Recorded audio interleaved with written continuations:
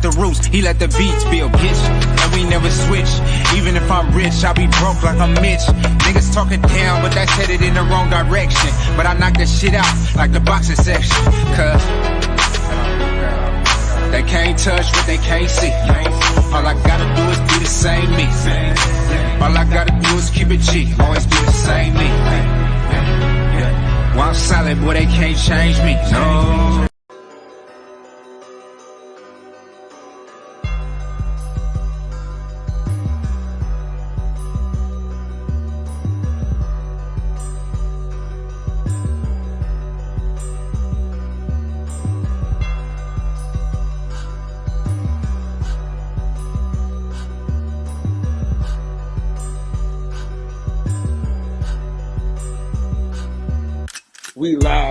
We live from the boxing section, you dusty ass niggas. What's going on, man? We live from the boxing section, man. We back again with another one, like the other one. Same suit, reheated. Yo, so, man, we just got some bad news, man. Chris Eubanks Jr. has pulled out the fight. Man, that was one of the fights I was looking forward to seeing. So just the UK is all fucked up right now. You know what I'm saying? The UK is all fucked up. You know, we can't catch a fucking break from the UK. First the Clarissa Shields fight postponed, and now this. You know what I'm saying? The UK, get y'all shit together, man. Y'all fucking up. Now I guess it was about the weight cut.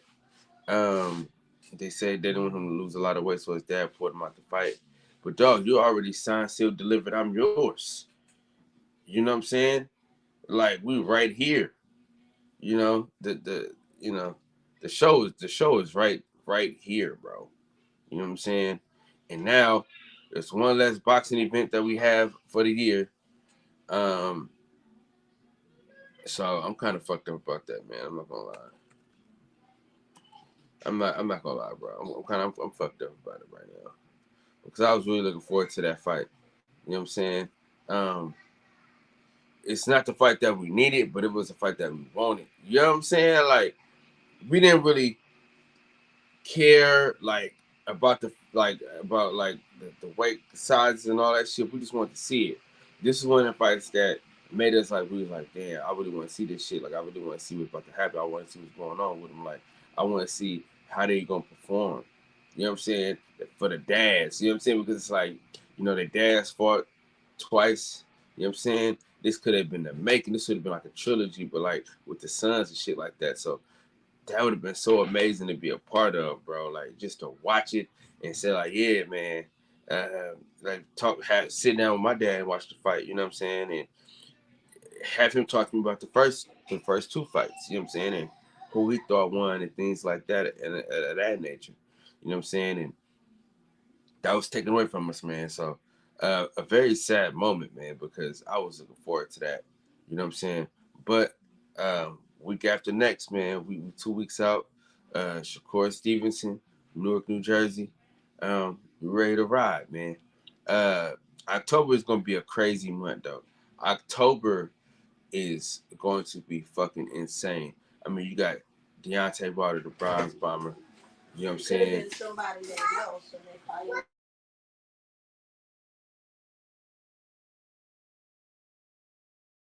You got Deontay Wilder.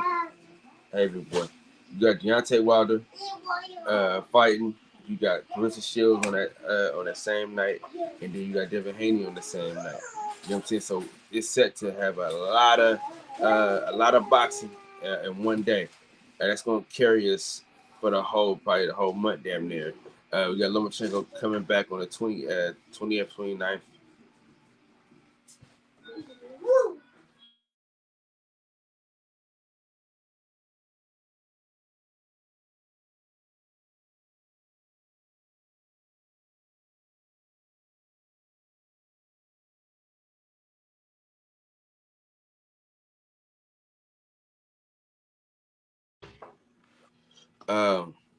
So we got a lot of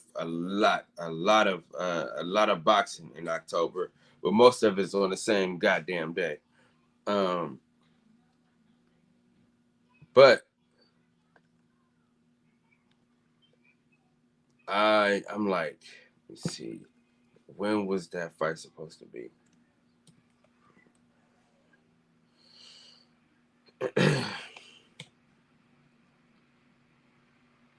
And see, when people pull out of fights, it don't just affect one fighter, dude. It affects a whole lot of people.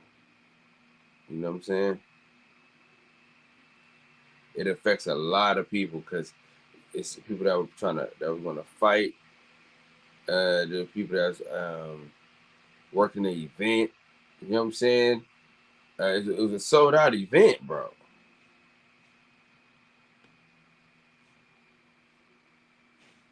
So now you got to try to get that money back. You know what I'm saying? The losses, the losses are fucking insane. You know, that was fucked up. That was a hard loss, man. And that fight was October 8th, bro. That was like literally like 3 weeks from now, bro. You know what I mean? So that fight was right around the corner. You know, so to see that happen like that, it's kind of like, you know. So I wish we could get that fight, man. That'd have been dope to get a fight of that caliber, because that was gonna kick off. That was gonna kick off October. So now we go to the 14th to get a fight. See, as boxing fans, we never get a fair shake. We never ever get what we really desire. Something always happens. So every time something always happens. But let me see what we got. So yeah, so October top rank, all they got right now is Devin Haney, Kambosos. And then PBC is, matter of fact, we got Fundora. We got Fundora fighting October 8th. So we would have, look, just imagine that, bro. During the day, we would have got Chris Eubanks, Conor Benn. Later on that night, we get to the Fundora fight. And then the week after that, Deontay Wilder, David Hayes, Chris Shields. So that would have been bang, bang, bang. You know what I'm saying? That would have been nice, bro. That would have been fucking nice to, you know what I'm saying, to get down. But listen, the fight could probably still go on because can't shit shake until the queen. You know what I mean? So ain't nothing popping up until they get the shit situated with the queen. You know what I mean? So the fight probably could still happen. He could probably lose that weight easier. You know what I'm saying? You got like a little more time to lose the weight. So, but damn, it's like we just keep missing out on good shit. That's 2 fights in a row, damn near, because literally, we're not in a row because you got Shakur Stevenson right in the middle. But like, all in all, it's fucked up because that's 2 fights, one postponed, one canceled. So it's like, fuck, man. And fuck, man, that'd have been a good fight to see. That'd have been some good shit. But we're moving on, man. We're moving on to the 23rd of September, where we got some of the best prospects in boxing fighting on the same card. I mean, the shit is absolutely crazy. You got Shakur Stevenson first and foremost, right? Main event. Keyshawn Davis, co-main event. Then you got Jihad Tucker.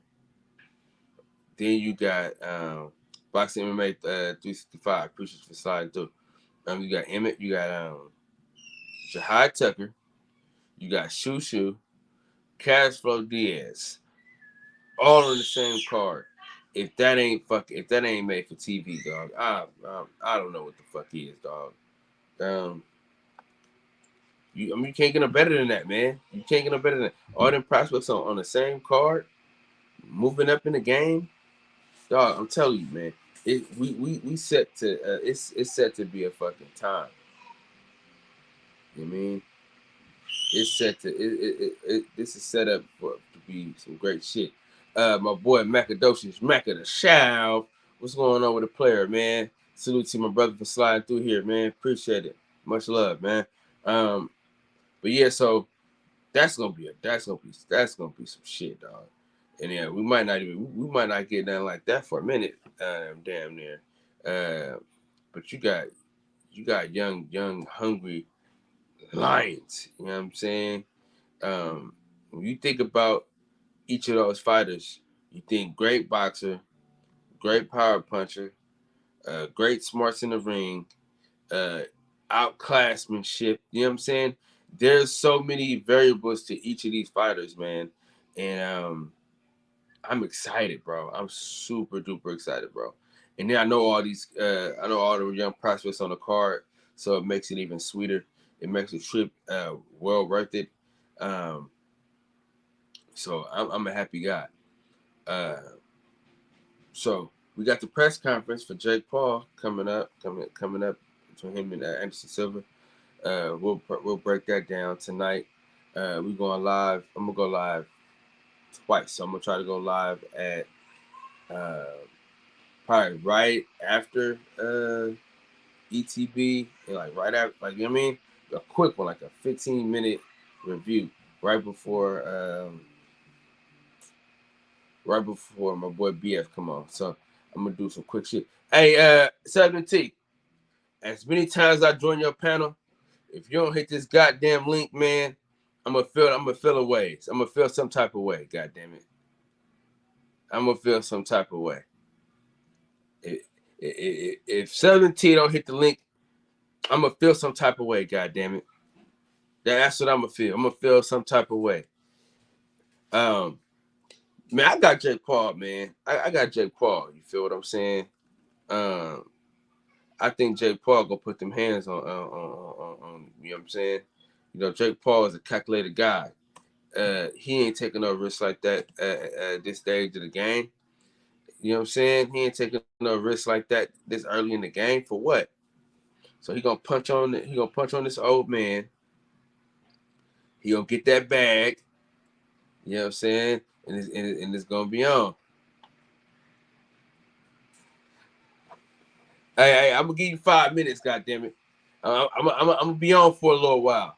Shit. I'm gonna be on for a little while, goddamn.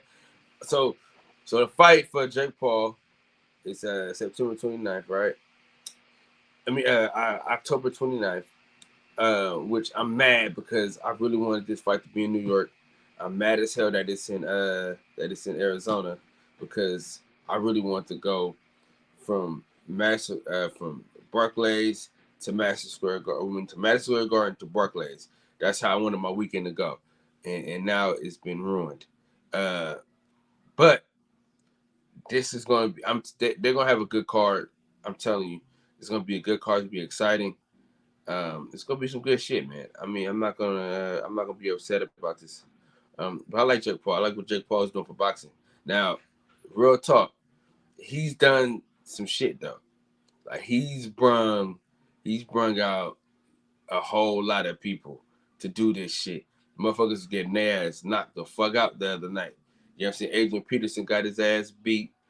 A couple other YouTubers got their ass knocked the fuck out. Nick Young got pushed out the ring and never got back up. A lot of shit. Jake Paul is different, right? The reason why you gotta respect Jake Paul is he takes the craft serious. You know what I'm saying? He's not just training 2-3 weeks and then he's done. He dedicated his life to boxing. So for that, we should give him a little respect because he is putting it on the line. He's not only is he putting it on the line in the ring, but outside the ring, he's dedicating his life to boxing. So we have to give him some type of credit. You know what I'm saying? It's early in the game. You know what I'm saying? Mex always says, talk about people having crazy ass fights before, like where the dude is like outmatched. So he could do that. It's his first couple fights. So we got to give him that credit. You know what I'm saying? But he fighting fighters. It's not like he fighting bums. He fighting fighters though. You know what I'm saying? Like people that's been in the ring, albeit the octagon, but they in the fight game. You know what I'm saying? So it's not like he just picking random motherfuckers that can't fight for shit. You know what I'm saying? He ain't taking somebody from the football field and saying, hey, come holler at me. Nah, he fought. He fought Tyron Woodley twice. Right. He tried to fight Tommy Fury. Right. He tried to fight Hasim Rahman. Now he said, "Fuck it, I can't get a boxer. Let me go back to the MMA guys." So I mean, you gotta respect it. I respect it. You know what I'm saying? Maybe I'm like 2 out of 1,000, but I respect it. Yeah, man. Fuck, man. They got my birthday looking fucked up. I mean, my birthday month looking fucked up, but of course he was gonna say he gonna save it.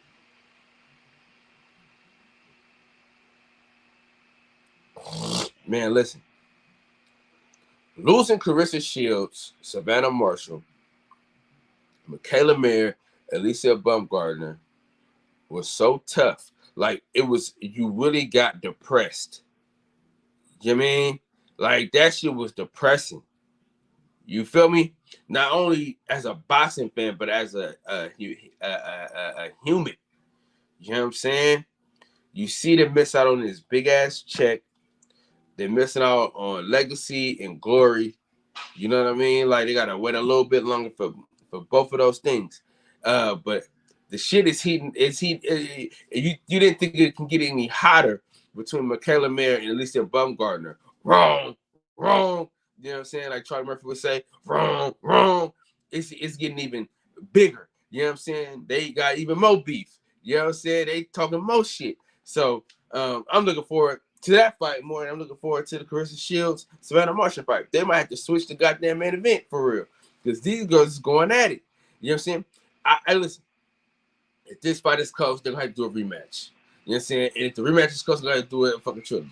And if the trilogy is close, they're gonna have to do it in fucking again. It's gonna have to be like Manny Pacquiao, Juan Manuel Marquez. Like we need this fight 10 times because the shit talking is enough to last a lifetime. So we need it all. You know what I'm saying? But so that's what we need. Yeah, absolutely, absolutely. Boxing MMA 365 for real. For him to rock with Mary Serrano, Katie Taylor. Yeah, bro.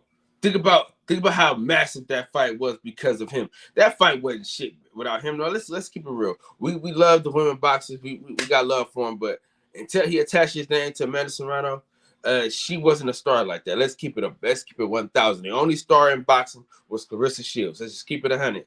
The only star that everybody respected globally from the United States, all around. The one person that people revered as the greatest woman of all time, the most exciting woman, was Clarissa Shields. Let's keep it a buck. Before Jake Paul touched Amanda Serrano, she was a great fighter. If you're a boxing purist, if you love boxing, if you're a nut like we are, we know who Amanda Serrano is. But for the nigga out there sweeping up floors, you know what I'm saying? Like, he don't know who the fuck Amanda Serrano is. You dig what I'm saying? He don't know who that is. Yeah, I mean, he don't know. So, Tom Brown salutes him, my brother. So he don't know. So just off that alone, it's respected. You know what I'm saying? The Katie Taylor Amanda Serrano fight, they should have fought again though. Like that shouldn't have been a one-off. That should have been an immediate rematch because it was already cooked, ready to go, oven baked. You dig what I'm saying? You put that shit right on the dinner table. You don't let that shit sit. You cut that motherfucker. It's already tender. Put it on the plate. Let's get it again. You know what I'm saying? They overcooking shit. They over marinating shit. They overdoing shit. It's not working. Y'all got us, bro. It's all good. Y'all got it in barely. You know what I'm saying? Y'all got it in this a little bit. It's cool though. We good. Not really, bro. I just talked a little bit about it, but we talked a little bit about it. We didn't go like in depth in it. So you can drop whatever you want to know about it, though.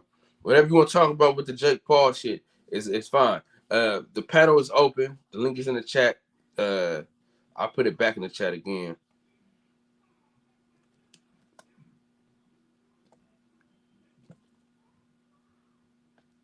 Yeah. But yeah, so that's the thing you have to respect about Jake Paul. You know what I'm saying? And he's trying. It's not like this nigga not fighting bullshit. You know what I'm saying? Now, is he gonna be a world champion one day? Probably, because just off the fact that I'm gonna stay on as long as I can, bro.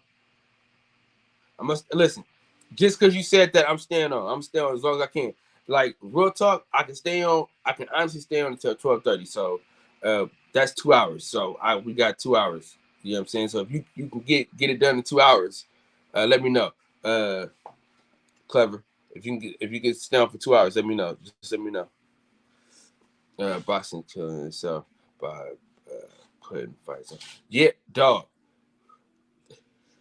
That's a fact. That's a fact. But see, this is why you gotta love Jake Paul. So he knew. So this is like let's look behind it. He knew he couldn't get like dudes to fight each other, right? But he knew if he put money behind women boxing, that they would fight each other and it would make it bigger. You know what I'm saying? So that's what you gotta look. Like his business mind is special. Like think about the bag he just got. Like let's be honest, bro. The bag that Claressa Shields got, she really should be thanking Jake Paul. Like instead of like going at him and fighting with him and arguing with him, though, she should have like been like, hey, respect. You know what I'm saying? Because at the end of the day, let's keep it a buck. That bag she got from Sky Sports really is because of Jake Paul putting that money behind Amanda Serrano. If we just want to keep it a buck,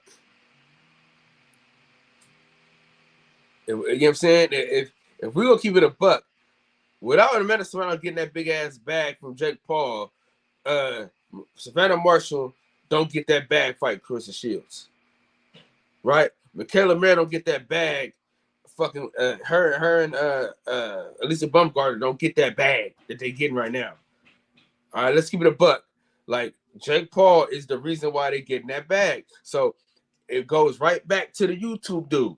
You know what I'm saying? If you fuck if you like him or not. If you're a woman boxer, you really should be thanking the man. Like if we're gonna keep it a buck. You know what I mean? For sure. Got her that bag, got her millions. You know what I'm saying? Most definitely. And look, she lost to Katie Taylor. Nobody gives a fuck. She lost to Katie Taylor. Nobody gives a fuck. You mean? Nobody cares. They're gonna watch her again because she got a fight coming up in a couple weeks. They're gonna watch it again. You know what I'm saying? So nobody even cares. So that's what you gotta love about women's boxing right now. They've done something where you can fight, you can lose, but you can come right back and fight again. So that's the best thing we got going on right now. Look for Jake Paul to pay his way into a big time fight. Yeah. So this is what I'm saying too, though, right? Him and Hasim Rahman was supposed to be, they were supposed to get ranked in one I think WBC. One ascension bodies would have ranked them, right? Because of that bag. You mean? Whether you like the nigga or not, he's leveraged everything. He's leveraged so much shit to move on to greater shit. You know what I mean? Like he's leveraged a lot of shit. Like he got a betting app. You know what I'm saying? Because he's into the boxing games, you can bet on the fight. He bet on his own fight on his own app. All the shit. You know what I'm saying? See, cruiserweight. You know what I mean? So, and cruiserweight is not like a huge. It's not like a huge weight. Weight class. So you know what I'm saying? It's not like welterweight or 140 or 154 or one. You know what I mean? It's light. It ain't 135. That's light. You know what I'm saying? So he can go in there, collect the belt in a bag. So it's out there to happen. You know what I mean? It's out there to happen. Yeah, he'd have been ranked. Yeah, most definitely. Most definitely. So, yeah, but Jake Paul, there's so many variables on why I like the motherfucker. Like, you know what I'm saying? There's really nothing else. Like the only thing you can say about him is he's white. Yeah, I mean, you can't say what bad thing can you say about the guy. Yeah, I mean, you can't say anything. You just gotta be mad that the white dude getting the bag. That's it.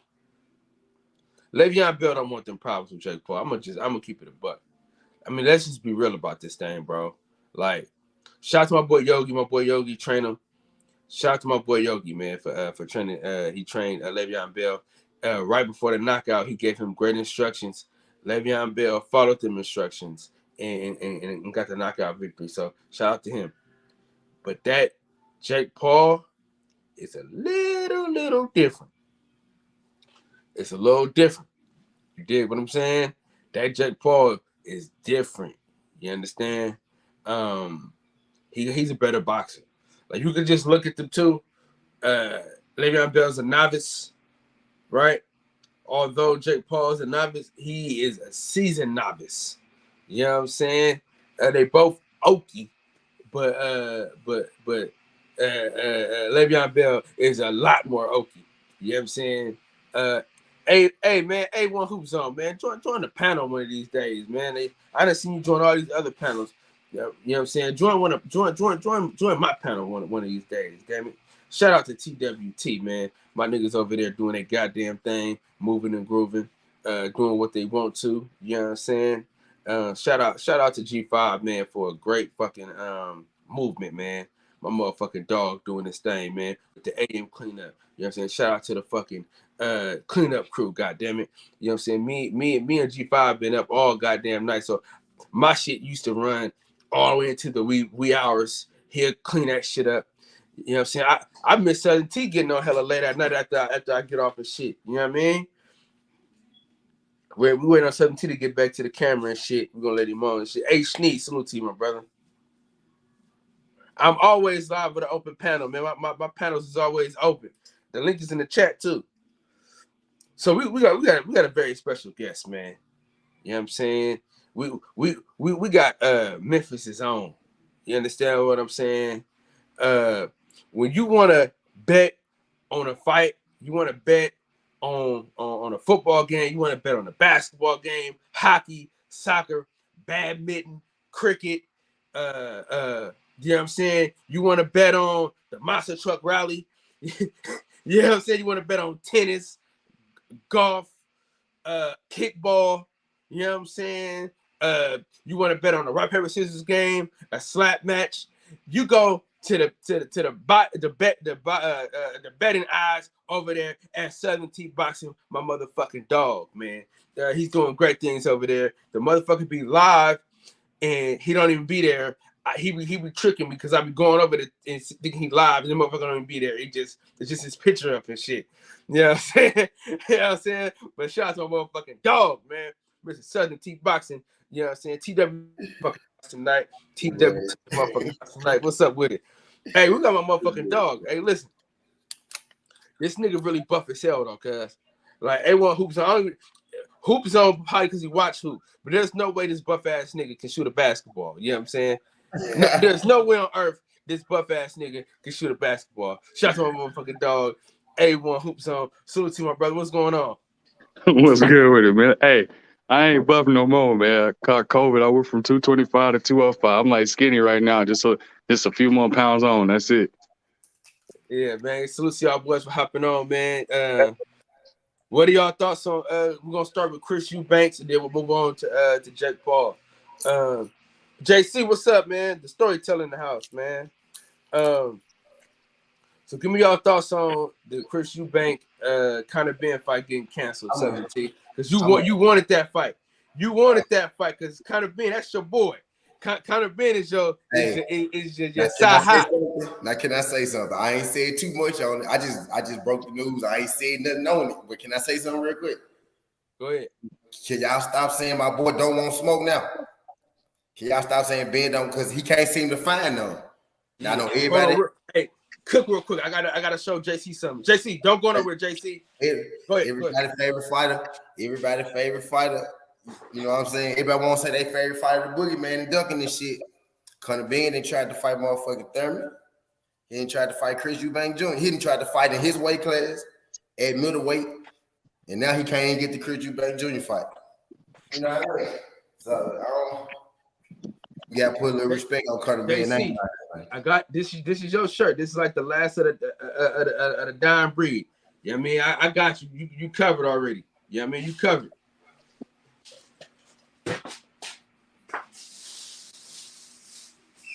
Yeah, well, my boy. I'm a little disappointed though. Chris Eubank Jr. was doing all that shit talking, and then now all of a sudden you don't want to fight when you came up with the weight. People don't even know. Him and his team came up with that 157 shit. Conor Benn team ain't come up with that. But I mean, it's only 3 pounds though, bro. Like, what the fuck is going on? You know what I'm saying? Like it's 3 pounds. You know what I mean? What the fuck happened? You know what I'm saying? But go ahead though. Hey, what? No, it's on you. It's on you.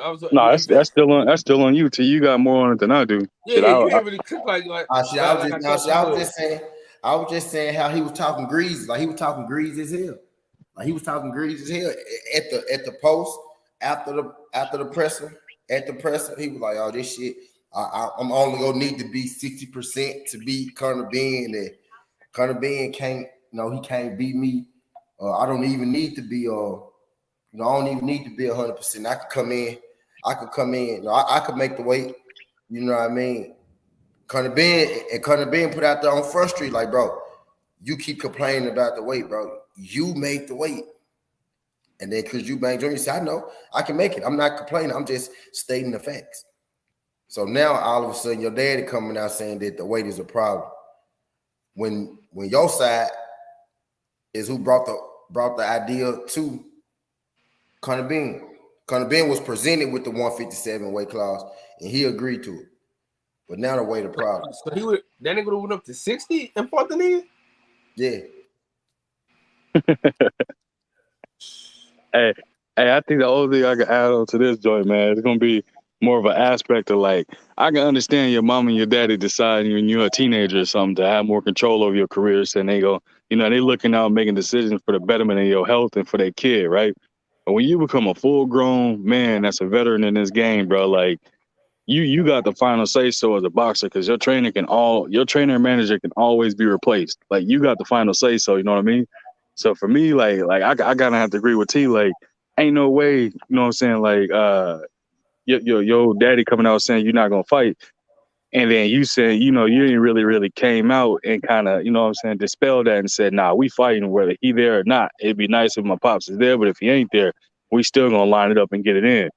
And it seemed like I watched the joint earlier where you was kind of saying that you ain't really, heard Chris Eubanks agreeing with his pop saying that he not gonna fight or nothing, or he gonna pull out.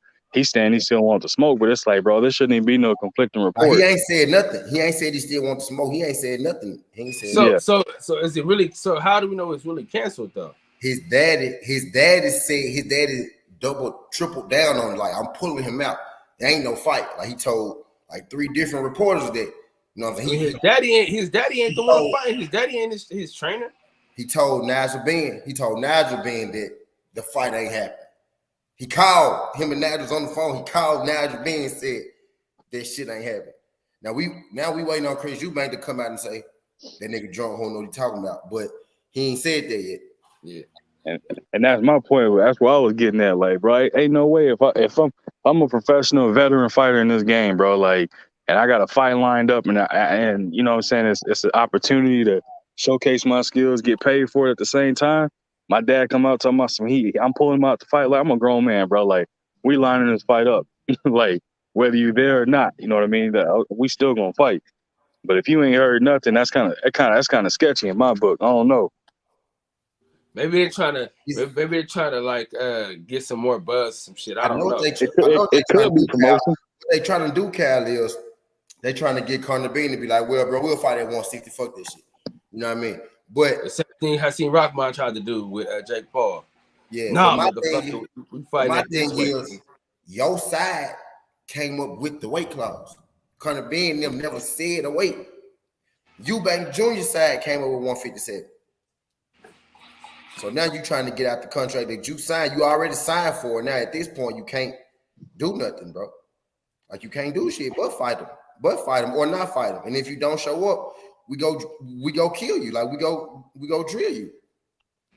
And that shit Shout out is to my dog L Dub, man, the worldwide leader in boxing sports. He ain't man. got no choice but to show up. Because if he don't show up, that's gonna be worse than you showing up and losing shit. I agree with you, T. That shit is weird that you came up with the weight and now y'all trying to force. It's like, bro, like TBS said earlier, that's 3 pounds, man. You can go take a shit real quick or throw up a couple times and be cool to make 3 pounds, then rehydrate within 5 minutes of that. Yeah, man, quit horsing around, bro. You know what I'm saying? Quit the fucking horsing, man. You mean? Like, this the fight we never thought we needed, but now we know we need it. You know what I'm saying? So get your shit together, Chris. You know what I mean? Get your shit together, bro. Like, nobody was looking for this fight, but then y'all gave it to us. He was like, oh, shit, I like it. I want to watch it. I want to see it. Now they're like, oh, no. And what he could have done, right? He could have used the queen as an excuse. That's what he should have done. I'd have been like, hey, man, you know, the queen, That's what he should have done. Let's move this shit back, man. You know what I'm saying? He could have did that shit. You know what I mean? If it was so hard to lose 3 pounds, he could have been like, hey, listen, man, the queen just died, man. Listen, we can't fight him. It's too close. You know what I mean? Let's get some queen some time to shine. You know what I mean? Let's wait till after the queen passed away, man. Or I'd have used the queen. I'd have been like, man, the queen is the one that wanted the fight to happen. She passed away, so we don't need this fight now. You know what I mean? You know what I mean? She passed away. We don't need this fight now. I think, Chris, we're moving on to. And then look, Chris Eubank been seen spotting, eating pizza, eating ice cream and shit. Now all of a sudden, your daddy coming out saying you can't make the weight. Nah, bro, all this shit you've been talking, because you know I've been paying attention. Mm-hmm. All this shit you've been talking. All this shit you've been saying, bro, you got to stand on that shit, bro. All this the easiest fight I done had. I can have sex 2 weeks up until the fight and still win. I could come in 60%. I don't want to hear shit about no weight. I want you to go in there and I want you to do all this shit you've been saying that you gonna do. That's what I want you to. That's what I want you to do. Hey, Ted, I got a question for you though. What's up? You think Eubanks is better? You think Conor Ben is better than Jaron Ennis? Do I think he's better? Fuck no. Okay. Fuck no. Fuck no. Oh, okay. I don't even think they're in the same realm right now. But yeah. I do you just like Conor Ben a lot. You think he's the second best welterweight? Yeah, I think he after.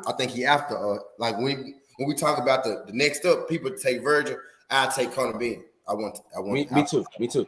I would too, but I would take Rashidi Ellis over both of them. Ooh, that'd be a good one. Rashidi Ellis versus Conor Ben would not be. I want Rashidi Ellis to fight Boots. Actually, I don't want that right now, man. I need to get a belt first. I do though. I really do. Yeah, I need Rashidi Ellis to get a belt. With bro, they just being real. I give Conor Ben a chance to beat Boots right 2 years from now. And can't nobody fuck with Boots outside of Earl and Bud, maybe but a Speedy Rashidi Ellis. Maybe but a Speedy Rashidi Ellis. Yeah. You know, I talked to him about that fight. I talked to his brother not too long ago about the fight and shit. Listen, I ain't gonna lie to y'all, bro. This is one reason why I need a camera person, bro. But it's one reason why I don't. You know what I'm saying? Like, I be having so much content like that I could like put out. But I don't like putting cameras in niggas' faces, bro. I feel like it changes people's like energy. You know what I'm saying? Like I don't know. Shit, you gotta be politically correct, and you gotta make the correct statement for it. That camera lights come on. It's like shit. You ain't got no opportunity to make a joke and be able to fix that shit. Well, you can fix it, but you're gonna have to do some explaining. Yeah. It's like I don't like to just shove a camera in somebody's face. Like, hey, what do you think about this? It's like, whoa, nigga, hold up, nigga. Kind of put down with that camera in my face, you know? So that's what it be for me, man. I didn't miss a lot of content. I mean, I missed a lot of content to put out, but I got a lot of great content that I could tell my kids, and I could tell like other people, like, yeah, man, we this is what happened. This is what happened. You know what I'm saying? I got a lot of them stories, bro. I've been a fly on the wall a few times. Yeah. So thoughts on Jake Paul, the face of boxing? What? Hey, yeah. I hear that right. You heard it right. Big Dog Willie, salute to you, my brother. Con KO.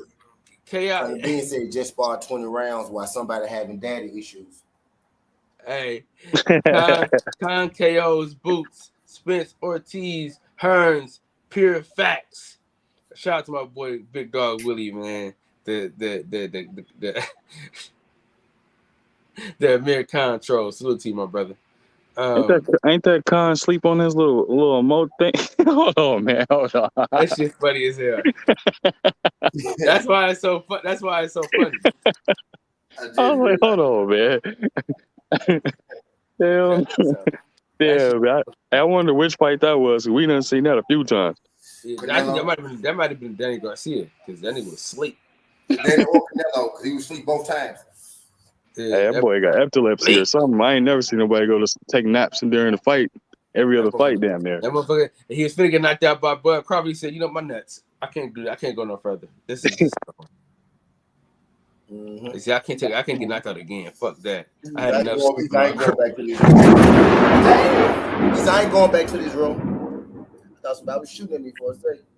But let's go back to the face of boxing, Jake Paul. You know what I mean? Hey, you can't keep saying that with a straight face, man. Man. I'm not saying the best fighter. I'm saying the face of boxing. He is the face of boxing, though. Like, if we could just keep it real. Jake Paul's the face of boxing. Face of what boxing? Yeah. Why do people care about women's boxing right now? The quote, man. What you mean? I'm saying the quote. I'm saying she didn't get that bag. She didn't get the bag first, though. I'm saying I can't remember her. She didn't get that bag first, though. She got her own bag first. This is what I'm telling you, though. Jake Paul put so much money in these women's pockets just off of Amanda Serrano. Like, because remember, Amanda Serrano was the highest paid woman boxer until Sky Sports was like, all right, we gotta get Claressa Shields this bag. Remember, Claressa Shields had to go outside. I was just gonna say, to get a bag from PFL. I was just gonna say it. So think about when you think about women's boxing, how it is now. You gotta thank Jake Paul because Jake Paul put that money up for that Katie Taylor and Amanda Serrano fight, which gave them the proof of concept to say, all right, Claressa Shields, Amanda Marshall. You mean, like, if we just being real, so we gotta shout Jake Paul out, man. Listen, the nigga ain't even fought a real boxer yet, and he got pay-per-views, selling out pay-per-views, selling out stadiums and shit. You know what I mean? The nigga sold out. He sold out where the Cavaliers play. Some about the what is that? The Q? Quicken Loans is what it's called. Ain't? Yep. Yeah. So, but like, I'm not saying he's a great boxer. That's not what I'm saying. When I say the face of boxing, I mean like when he moves, everybody moves along with him. Like, dog, he got to deal with Showtime. Like that is crazy though. And I'm gonna tell you this though. The people that's on his cards, he look out for him. It's a known fact. Shout out to my boy Dreamland, because he said he was excited to fight on that card because he was gonna get a huge bag. So you gotta respect the shooter, man. I can agree with that. That's some good valid points. T might be able to go a little dive deeper into it. I mean, I'd rather call him the face of boxing than Canelo Alvarez, though. He has helped women's. He helped women's boxing a lot, but he saved women's boxing, bro. Let's keep it real, bro. If Claressa Shields was never boxing for, we still won't give a fuck about it. Listen, that's what I'm telling. And listen, we still and we do like pure boxing fans give a damn, right? Yeah. Because we give a damn. You know what I'm saying? But before he bring that bag to Amanda Serrano, like had her on a co-main event and shit like that, and then put that bag on her to fight Katie Taylor, cuz come on. I mean, for Yeah, me, yeah. man, A lot of we people, gotta yeah. stop hating on Jake Paul because it's A like, lot of people, okay, yeah. you don't like him as a boxer. I get all that, but Yeah. all the other shit that he do, you gotta respect the other shit Fixing that the her, man you know, does. like You know what I'm saying? holding my phone in there. I just keep readjusting her every time. Ken-Law John, salute to you, my brother. Appreciate you for sliding through, man, and showing that love. And I ain't gonna lie, bro. I like these 10 o'clock streams, man. You know what I'm saying? These motherfuckers, I be doing these shits out of nowhere. It's 10 o'clock where you at home. Yeah. Yeah, so that's what I'm thinking, man. I mean, I like what Jake did. I like what Jake did for Serrano. Imagine what he could have did with Clarissa Shields if she didn't just go off on a nigga for no reason. Nah, he was starting on her though. No. I love Clarissa Shields, but she started that shit, dog. They asked her would she fight on Jake Paul on the card. She said no, because I shouldn't have to. And then Jake Paul No. She trashed the nigga though. She trashed him though. She said I shouldn't have to. She said I shouldn't No, have that to. ain't all she said, bro. That is not all she said. Exactly. I know exactly what you're talking about. Yeah, she said I'm not because I'm not. She said I shouldn't have to. I'm a real boxer. That's what she said. Yeah, she trashed the nigga though. She trashed him. You know what I'm saying? But imagine the bag she could have got if she linked up with him though. I mean, she get her M's though. She getting her M's. Everybody else a little different. But what I'm saying is, but let's be honest though. Her management and promoter are lackluster. Yeah, they average. At best. They average, yeah. They fucking terrible. Fuck average. They sorry as hell, bro. You mean? Like they sorry as hell. You get what I'm saying? Like, let's be honest. Jake Paul is a way better promoter than Clarissa Shields' team. Let's just keep it. We keep it a buck. Salute to my boy R West, man. Salute to you. You gotta think though. I think he's looking at it from a new wave perspective too, bro. Like he kind of got an advantage because they see the direction everything is trending. So when you get out there, you throw the money in front of them, and then you promoting it with all facts of who your fighter want to fight, and then you make it happen. It's like, bro, you kind of setting a trend for it. And I think that's what I can see what you're saying when you talk about him now at this point, where he out here putting money in people's pockets and getting them what they want. And these old promoters are worried about putting the most money in their pocket and you know what I'm saying, keeping their investment safe at the same time. See, the thing about Jake Paul is he understands that if he put the bag behind the fighters, it's only going to make him get a bigger bag. Yeah. You know what I'm saying? That's a light investment. That was light for him because he knew he was going to get that deal with Showtime. So that fight, he said, I know I'm going to get a deal with Showtime, right? I know I'm going to get this huge bag. Let me put this little investment in there. And then when he do that, it ain't like it. He can't get back the taxes. There's still poop out there too. So it's just, you got to pay attention to what you're doing. Then you get the tax write-offs and shit like that. Man, shout out to Jake Paul, man. He ain't all bad. He ain't all bad for the sport. That's what I was trying to tell folks. He ain't all bad. Yeah, I agree with that. I just think people wanted to see him fight Rockman, man. I think people would have actually liked to see it. I know it's an uphill battle, bro. I kind of. Like, I think I'm just upset with Hasim Rahman because that could have changed his life, bro. Win, lose, or draw, it could have changed his whole entire life, bro. Rahman will go beat the shit out that man,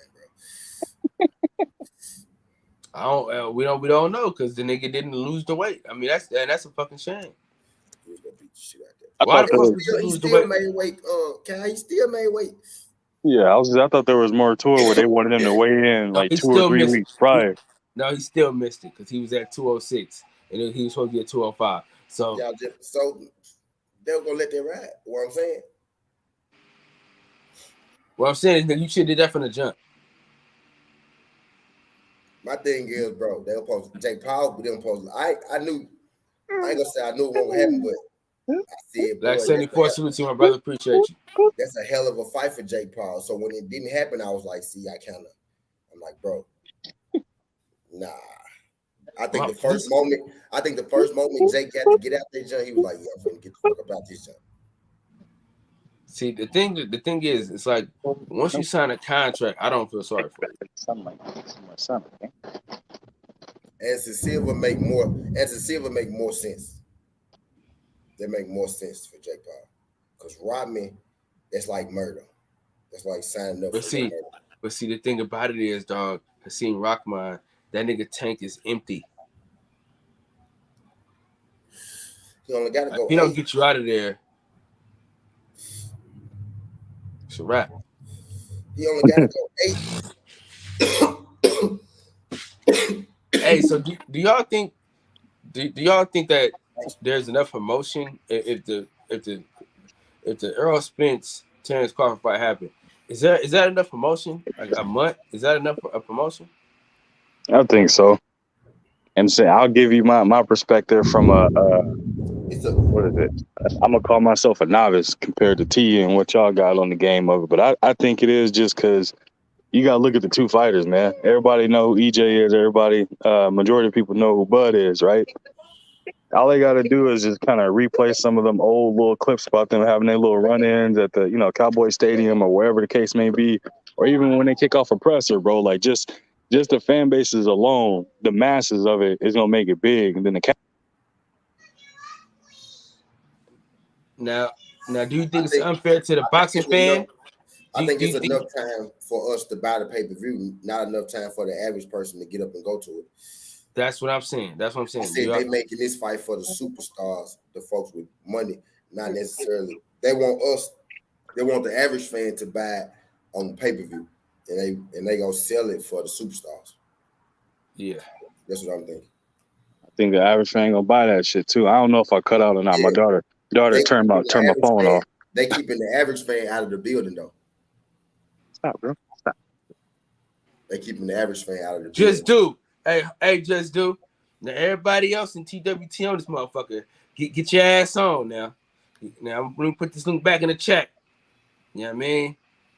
But no, I think it's gonna be enough, man. I'm telling you that the both fan bases, Rick, what's going on, Rick? and then you got Bud out here choke slamming Trey Songz, hanging out with Jay-Z, so he pulling in the masses from that joint. I'm telling you, man, like all it takes is like one or two press conferences, man. People are gonna hop on this like hotcakes. It's gonna be big enough where it's gonna do what it's supposed to do.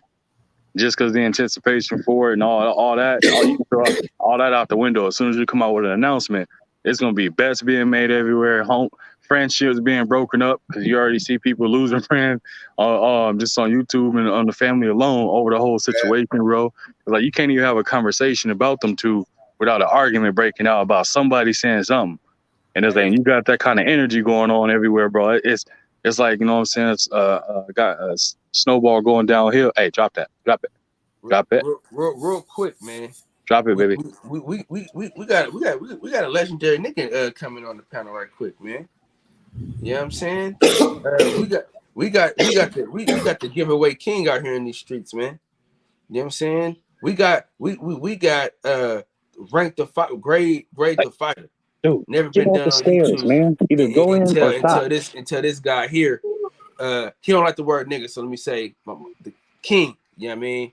Yeah. Y'all call him Ricky. Go ahead. I call him that guy. You know what I mean? My dog. What? You muted. Click the button. No.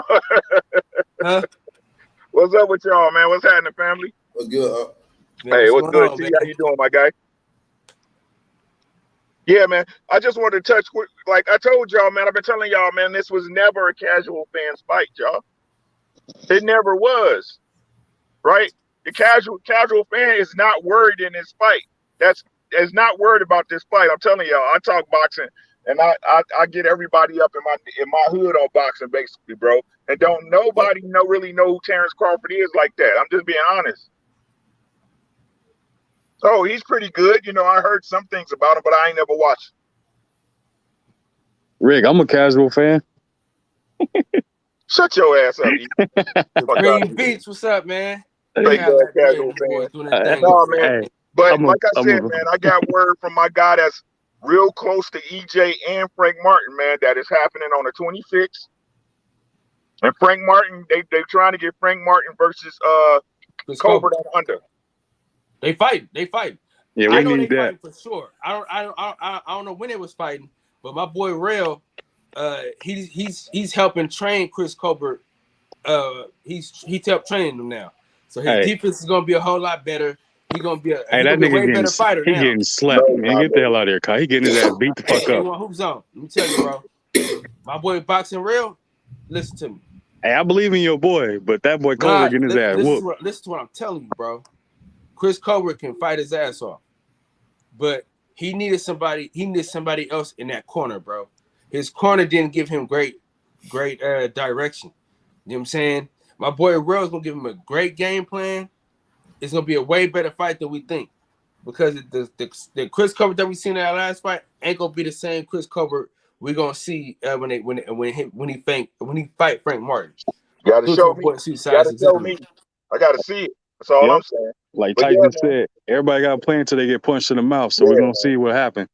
Yeah, man. Like I said, I don't know about Chris Colbert at this point, man. I understand what you're saying. Shout out to that. But he ain't been with that dude, and we all know, just like everybody was saying about Wilder and Malik Scott and everybody else, y'all that said this shit. It ain't no different. Just because real nice, it take a while before coaches and fucking fighters get that synergy together. So if he's sitting up there and he's seeing Frank Martin next, he needs to bring a fucking lunch and put in for some overtime. Don't forget the hard hat. Don't forget the hard hat. Yes, sir. Right. But again, man, like I said, I'm just being honest with the way this shit going, bro. Like, who the fuck knows? Like I said, I just want to put out to the people. I'm just relaying the information that was passed on to me. I read the text off on my channel, the way it showed up in my DMs when I spoke about it. And like I said, my boy, he's right next to them, bro. I'm talking about like inner circle type shit. You know what I'm saying? So when they told him, he hit me up, and I let y'all know. So 26th of November, that's when they saying. So. Mm-hmm. Yep. I'm okay. Listen, I'm okay with losing this $50. You know what I'm saying?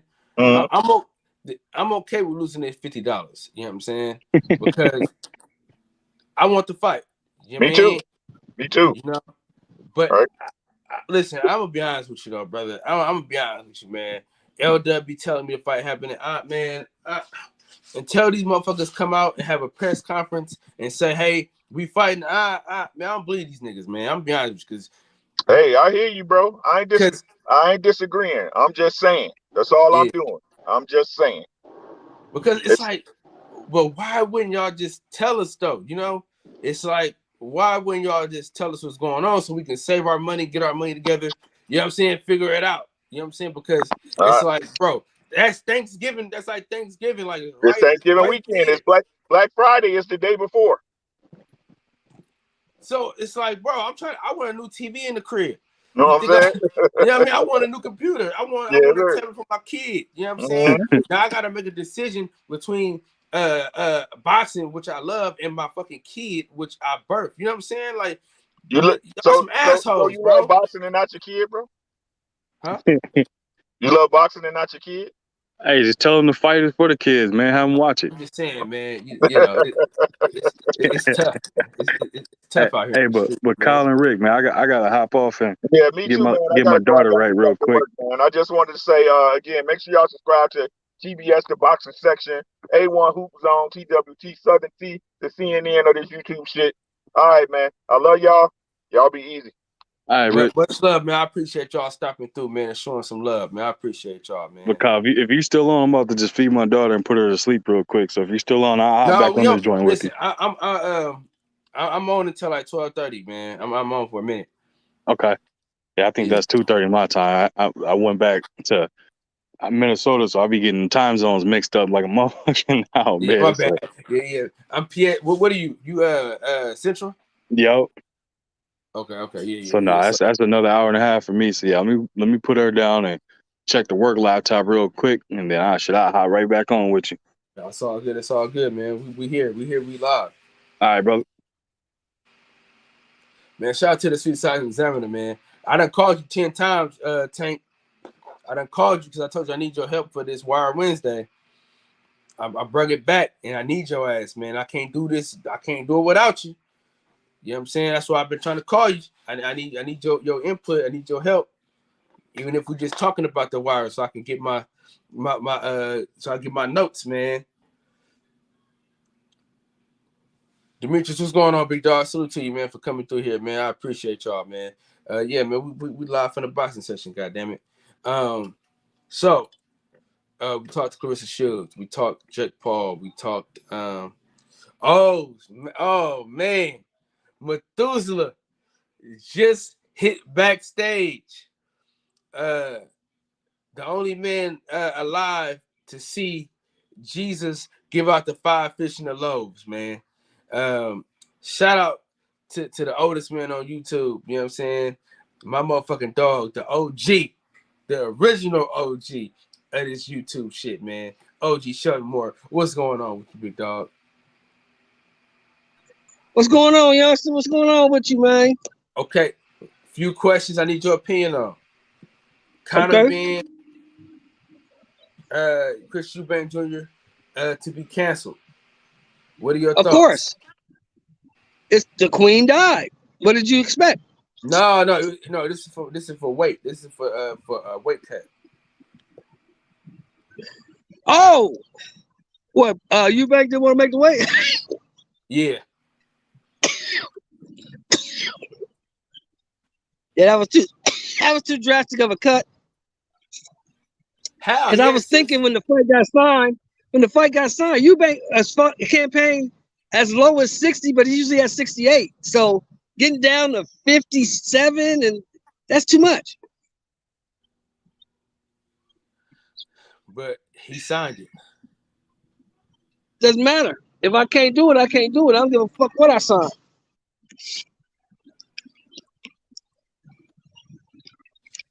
Oh man, my dog. Listen. My boy Big Dog, Yeah. he about to talk shit about my team, but it's all right because he gave a super chat. You know what I'm saying? What's up, Willie? What's up, Kyle? What's going on with you? Dog. What's up? Hey, What's up, bro? nothing. I heard you talk about the face of boxing, Jake Paul. Hey, listen, he the face of boxing, bro. No, I mean he might be though. He might be though. With the casuals, he might be the face of boxing. I'm not lying. He might be. But look, I'm telling you, I think he's he's in trouble. I think he's in trouble, bro. Yeah, he pulled out the fight. He pulled out the fight. Oh, he did? Chris Eubanks, yeah, he pulled out. Who pulled out the fight? Conor Benn? Eubank. You talking about Chris Eubank? Eubanks. With Conor Benn? No, Chris Eubank. Yeah, he pulled out the fight with Conor Benn. Yeah, he pulled out. He can't make the weight. Oh man, how you not? Wait, were they fighting? 54? I think catch weight was 57, right? Right, Kyle? Yep. 67? 67? He can't make 67? Or is it 57? Okay, I like 67. Yeah, he can't make that. He fights at 68, sometimes 75, 60. He can't make 57. No, that's too stuff. Yeah, that's too. Yeah, that's not gonna work. Yeah. So did it have a replacement or it just cut out? You said what now? Did they have a replacement for Conor Benn or is it just done? I don't. I mean, who else is? I mean, who's there for us to get excited about? Salute to my dog, man, my boy Mark Nash. Salute to you, my brother. Appreciate you. He been calling. What's up, Mark? He been calling out these American fighters, so maybe he needs to go on and see if one is available. Well, if he was about to fight. What's his name? When he call out Speed Rashidi Ellis. That's a good fight. I would like to see that. I think that's a step up. That's a real big step up. Mm-hmm. So what's the difference between him fighting a big ass Eubank and then fighting him? Yeah, I mean, I mean, that'd be a good fight. Fighting the 619. If he beats Speedy Rashidi, he gets his respect, Kyle. Huh? If he beats Speedy Rashidi, he gets his respect. Oh, absolutely. And if Rashidi Ellis beat him, he get his respect. So yeah. I mean, the respect level is gonna be. But see, the thing about it is, right? I want to see a rematch with Blair Cobb and Rocha. With who? Blair Cobb and Rocha. Alexis Rocha? Yeah, I want to see that. Why you want to see that? Are you of the opinion, Kyle, Are you of the opinion that he took Rocha lightly? I am, and also he had unpopular opinion, but a popular opinion in my household. Can I tell y'all a popular opinion in my household, and probably some of your households? Please do. Yes, go ahead. Freddie Roach is either over the hill or he's overrated. He's overrated. Yeah, I think he's a bit overrated. I mean, he had Pacquiao, and I mean, it's Pacquiao. I mean, how much did he help Pacquiao? Yeah, I mean, it's just like the argument in basketball. They ask, is Phil Jackson overrated? Well, when you had Michael Jordan, Scottie Pippen, Shaquille O'Neal, and Kobe Bryant, I mean, what do you really need to do? Exactly. You just need to stay out of the fucking way. That's what you need to do. Let them do what they do. You know what I mean? And that's the same thing with Roach. When you got Pacquiao, you just stay out of his way and let him do what he does. Yeah, Because who else on the team is a good fighter? But he trained. Well, he's worked with some good fighters now. I mean, like who? Like he worked, but like who? Exclusive trainer. Not he going somebody's corner and Right. Exclusive trainer is Pacquiao, the only one I can remember. Yeah. You know any of them? I'm finna look it up right now. Okay. Hold on.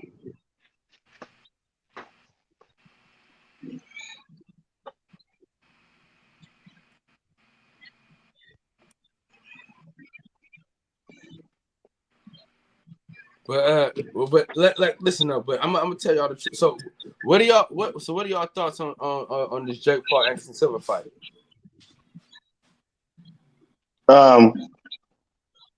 The face of boxing. I mean, it only go one way, to the sky. It rockets up to the sky. Is one of the best fights of the year. I'm fucking with you. No, but I'm gonna be honest with you. But listen, Jake Paul is the face of boxing, though. And we just keep it a buck. You know what I mean? I'm just keeping it real. When you think about boxing, you think about Jake Paul for real. You think about what he's done for women's boxing. Hey, you gotta give him that love, man. No, he that's what I mean. I think that's a lot of promoters should do, like the way he's doing it. But promoters are so goddamn greedy, Okay, he worked with Tony, he worked with Khan, he worked with De La Hoya, he worked with Tyson. That's what put him on the map. He works with Vanis Monterosian. He worked with some guys besides Pacquiao. Michael Moorer, he trained him. So he's trained some guys. But at this stage in his career, I think he's a bit overrated because all those guys were special talents. You know what I mean? Did he really train Tyson? Yeah, he trained Tyson for a couple fights. Tyson at the end of his career. But the thing is, you're training Tyson. I mean, how much training do you really get to do? Okay, but at the end of his career, if he was that good of a trainer, Tyson would be more fight. Yeah, it wasn't in the heyday. It wasn't in the heyday, no. And he probably got all the fighters late. Yeah, exactly. Hey, shout out to my boy, man. The Black Gallagher himself, Mr. Clever Lane. What's up, Clev? Not much, man. Just getting home from work not too long ago. And relaxing. What you gentlemen? How you guys? All right. We coolin'. Hey, Tank, I'm telling you, man, I would love to see that, John, man. I want to see a rematch. I think he took the man lightly, man. I ain't gonna lie. I think he took him lightly and he had the wrong trainer. Because that nigga wasn't even boxing. He was trying to fight and throw hella punches like Manny Pacquiao. Who's this? Who is this, Kyle? Some of Blair Kyle looked like Manny Pacquiao the other day when he fought Alexa Rocha. Nah.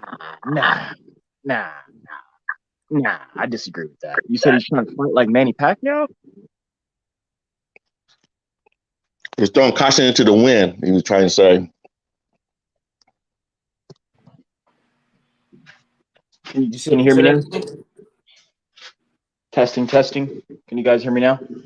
You know, that was I had got a phone call. What happened now? Oh, did you say that Blair Cobbs was trying to fight like Manny Pacquiao Yeah. in his last fight, right? No, in Alexa Rocha fight. What was that? That's why he took all that punishment. I'm gonna have to go back and watch on DAZN. Go back and watch it. All you need to do is watch one round, and you can see how you. Kyle, could it be that Rocha was just a better fighter than he was? Yeah, Rocha's a I better don't know, fighter man. than The he only way is. to find out is to find out again. No, he got beat up, man. Mr. Moore, I agree. Mr. Moore, Rocha's a way better fighter than Blair Cobbs, and I like Blair Cobbs, but like as far as their skill level, yeah, Rocha's better than him. But if Blair Cobb fought the same fight that he fought against Maurice Hooker, it's a different fight. That's all I'm saying. Maurice Hooker is so downhill now. He didn't look good at that. I think that was just Maurice Hooker looking really bad. Yeah, I agree with that too. And then you got to remember too, you learn from each fight. Maybe Blair Cobbs learned something. But as y'all can hear, I'm finishing up this remodel. I gotta go. I'm gonna chop it up with y'all later. That's all good. We'll talk. Good bet, Mr. Moore. Take care, sir. Good start to the week. I just want to see it again. I just want to see what he gonna look like. You know what I mean? I just want to see what he gonna look like. I want to see if he can do it. Fucking fight Conor Benn, man. There you go. He'll get murdered. Who do you want to fight Conor Benn? We were just talking about him. Mr. Cobbs. Oh, so you live in Chicago, huh? Nah, man. I'm in Disneyland. I'm in Orange County. I ain't trying to go up there where it's too cold. So what's going on with you, Sue, my brother? Oh boy, Sil came in this motherfucker. Slow weekend, huh? But it was a good football weekend, but slow fighting weekend. Well, the big fight got canceled, so the women's fight. So that was the only fight that was supposed to really happen this weekend. I saw all y'all disappointed. That really hurt my feelings. Yeah, that hurt my feelings, man. I ain't gonna lie. Quickly, Kyle, I'm not worried about the 49ers, man. Like Blue Bud said, that was a monsoon, and it was kind of fun to watch because we probably only get like 1 or 2 games like that a year. That really one. We didn't need that fucking game. But Bears still ain't shit, and they're okay though. No, they're pretty good. They're good. They got a good defense. But I'm gonna tell you the truth though. I'm gonna be all the way 100 with you. Anytime it rains, we barely win or we get our ass whooped. You know what I'm saying? Because we lost to the Colts like that last year because it was raining. Hell, I was at that game. The worst game I've ever been to in my life, bro. It was raining so fucking hard, bro. The worst shit I've ever been a part of. And we got our ass whooped, so it was the worst shit.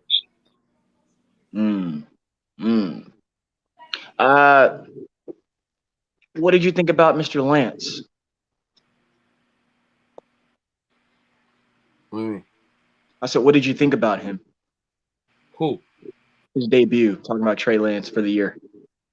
Oh, I have to think about boxing. You gotta bring football. I was okay with it. Okay. I was okay with it. I'm gonna tell you why I was okay with it. Because if we didn't have all the penalties, yeah, that was costly. We got out there, dude. We was marching down the field, bro. And here comes the penalty. Because a lot of times they scored off a penalty. You know what I'm saying? They were scoring off penalties. So it wasn't like they marched all the way down the field on some shit. We was helping them out. Well, Kyle, I think he's just gonna be no more than a game manager. Well, he did more than game manager yesterday. Because he threw that shit down the fucking field. And if Deebo Samuel does, and football is a game of right? See, and then people don't understand. Football is a game. It's not basketball. It's not a game of runs. It's a game of momentum. You know what I'm saying? And a game of inches. We give up a lot of interest yesterday. So, you know what I'm saying? Because at the end of the day, if we score a touchdown on that first drive, it's a wrap. You know what I'm saying? If Deebo Samuels don't fumble that ball, it's a wrap. And Trey Lance was slinging that motherfucker, bro. The one pick that he had, the dude broke on that. He broke on that route, something tough. Like nobody seen that dude coming. And the player that fell. And there was no Kittle. So let's be honest, there's no Kittle, so the running game wasn't as good as it could have been. Because without Kittle, the running game ain't really that good. I'm gonna be honest with y'all niggas. Like if y'all remember when Kittle got hurt last year, the running game wasn't that good. Because he does a lot of shit that we need him to do. So Kittle was a very important piece to what we do. But Trey Lance looked fucking good yesterday. Like that one turnover was like it wasn't a bad turnover. You know what I'm saying? Like it wasn't a bad pick. It was somebody broke on the route. So I don't think he's gonna be. I mean, I know you. I mean, that's your team. I know you have high hopes, but I think he's gonna be above average. I mean, bro, it was his first game in a fucking a fucking water storm. Fuck it. You know what I mean? Yeah. Well, I have to see more from him before I can't before I officially can put him there, but yeah. You muted. I believe Kyle there. He needs more time. So I'll see what more time is. What is that? 6 games? And then scratch that. I'm just not ready to push the panic button yet. He still needs a lot of time now. I mean, look at Peyton Manning's first year. Who was that? Peyton Manning, his first year. Yeah. So, but who does Trey Lance remind you of though? As far as like, I said, who does he remind you of though? Is kind of as far as like a great or even a recent kind of great player? I don't know yet. It's too early. It's just too early. It's too early. He kind of he reminds me of a better Colin Kaepernick. I was just about to say that.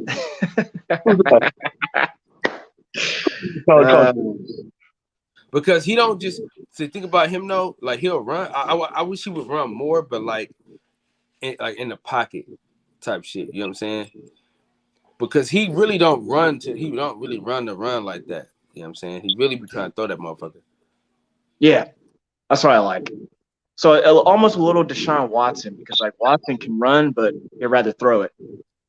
That's what I like about it. He's a pocket guy. Maybe more like Russell Wilson kind of. Yeah. Okay. I'm gonna be honest with you though. I'm gonna be quite honest with y'all though, bro. I like this one. I was gonna say that too, but it was too early. But I like it. I like him. I like what he was doing because he didn't put us in bad situations though. That's the thing about it. Like he didn't put us in bad situations. Jimmy G putting us in some fucked up situations, bro. Like honestly. Well, Jimmy G can't move. That's why. Yeah, but Jimmy G gonna come in handy. Watch this shit. He gonna come in handy. And he don't fumble the fucking ball neither. He don't fumble and shit like that. Yeah, he just takes those unnecessary sacks.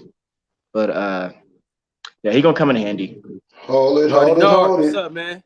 What's up, man? I hear y'all talking about my team. Y'all know I'm from Richmond, Bay Area historian, San Francisco 49er historian, man. Now, shout out to him. You know what's going on. As far as Trey Lance, there was some positives, but there was a lot of negatives, Kyle. There was a lot of negatives. Bro, listen. Let's wait till we get home. And no, Kyle. Sunshine. Listen, hold on. Just hear me out before you go in depth. Let's put everything in perspective. Okay. It's his first game. Mm-hmm. Right? It's not his first game, but go ahead. No, I'm saying it's his first game of the year, bro. Okay. He's finally got the offense. Okay. Right? Mm-hmm. It was raining like a motherfucker. Right? At times.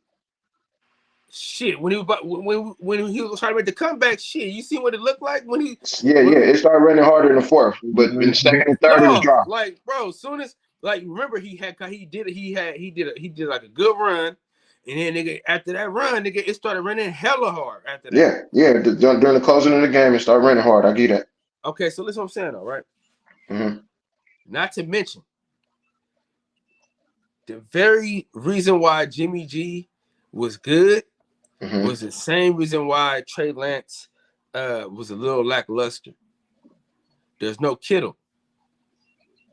Not to mention our best running back gets hurt in the first, second quarter. Mm-hmm. And you seen after he got hurt, nigga, the running game was a wrap. Listen, Wilson, I mean, he's really not that good. He's too slow. He good, but he don't got that spark in his legs. He didn't have it yesterday, but he's good. He's better than what he looked yesterday, but yesterday he looked slow. He looked terrible yesterday, bro. Mm-hmm. And that's what hurt us because Trey Lance is a play action quarterback. So if the running game is looking good, we're fine. Because they knew they after a while, if you peep game, they defense knew, these motherfuckers can't run the ball. It's a wrap. We own them. You know what I'm saying? We're gonna make them throw the ball. And I'm gonna be honest, bro. Deebo Samuel's fumbling that ball fucked up the momentum of the game. And we was never able to really get that momentum back. Even after he scored that touchdown. That's what a quarterback is for, though. To get their momentum back. That's what your quarterback is for. He bro, every time he got the momentum back, bro, these niggas get a penalty. It wasn't his fault that we got the penalty. All right, now let me explain something to you. Trey Lance is not worth what we gave up to get him. And at this point in his career, he is not better than Jimmy Garoppolo. Yesterday I seen all I needed to see. He does a lot. Let me explain. He does a lot of better. He does a couple things better. The only thing Jimmy that does a lot got better on him is experience. Hold on, bro. Let's keep it real. Keeping it real. Hold on, I just let you go. Let me tell you what I'm saying. Nigga threw the ball. Listen, he threw the ball 45 yards down the goddamn field. That's cool. That's cool. But this is what I'm saying. See, you remind me of the rest of the fans, bro. Y'all like how shit look rather than the actual outcome of the game. Yes, first of all, he overthrew the tight end for a touchdown. You know what I'm saying? When Jimmy overthrows somebody for a touchdown, underthrow somebody, y'all have a fucking cardiac arrest. Second of all, the motherfucker couldn't even complete a screen pass. Third of all, he don't know how to manipulate a pocket because every time he stepped up in the pocket, if it was any kind of rush, he didn't know how to step up, step out, step left, step right. He don't know how to manipulate a pocket. Second of all, third of all, he was inaccurate on his medium routes. Fourth, I'm gonna just stop numbering the overalls, but listen to me, bro. At the pace he's going and the way he's playing the quarterback position. Now, I know football more than I know boxing. My dad is a championship coach. I'm a football prodigy. The way he plays the quarterback position, he is going to throw the ball less times than when Jimmy was the quarterback, and we would throw about 25 to 27 times. Trey Lance is only going to be able to throw the ball 17 to 20 times because at this point, he doesn't read his progressions, for one. You know what I'm saying? For two, he don't know how to throw a receiver open. He has the deep ball. He doesn't know how to hit his first read with touch, which is why he couldn't complete the wide receiver screens. How many screens did he botch? 4 or 5 screens, bro. What about the one that Debo dropped? What about the one that Debo dropped? I'll give him that. No, I'll give him that. But he was to go 3 for 6 on screen passes is terrible, bro. When it came down to it, I know you seen Kyle Shanahan cussing his ass out.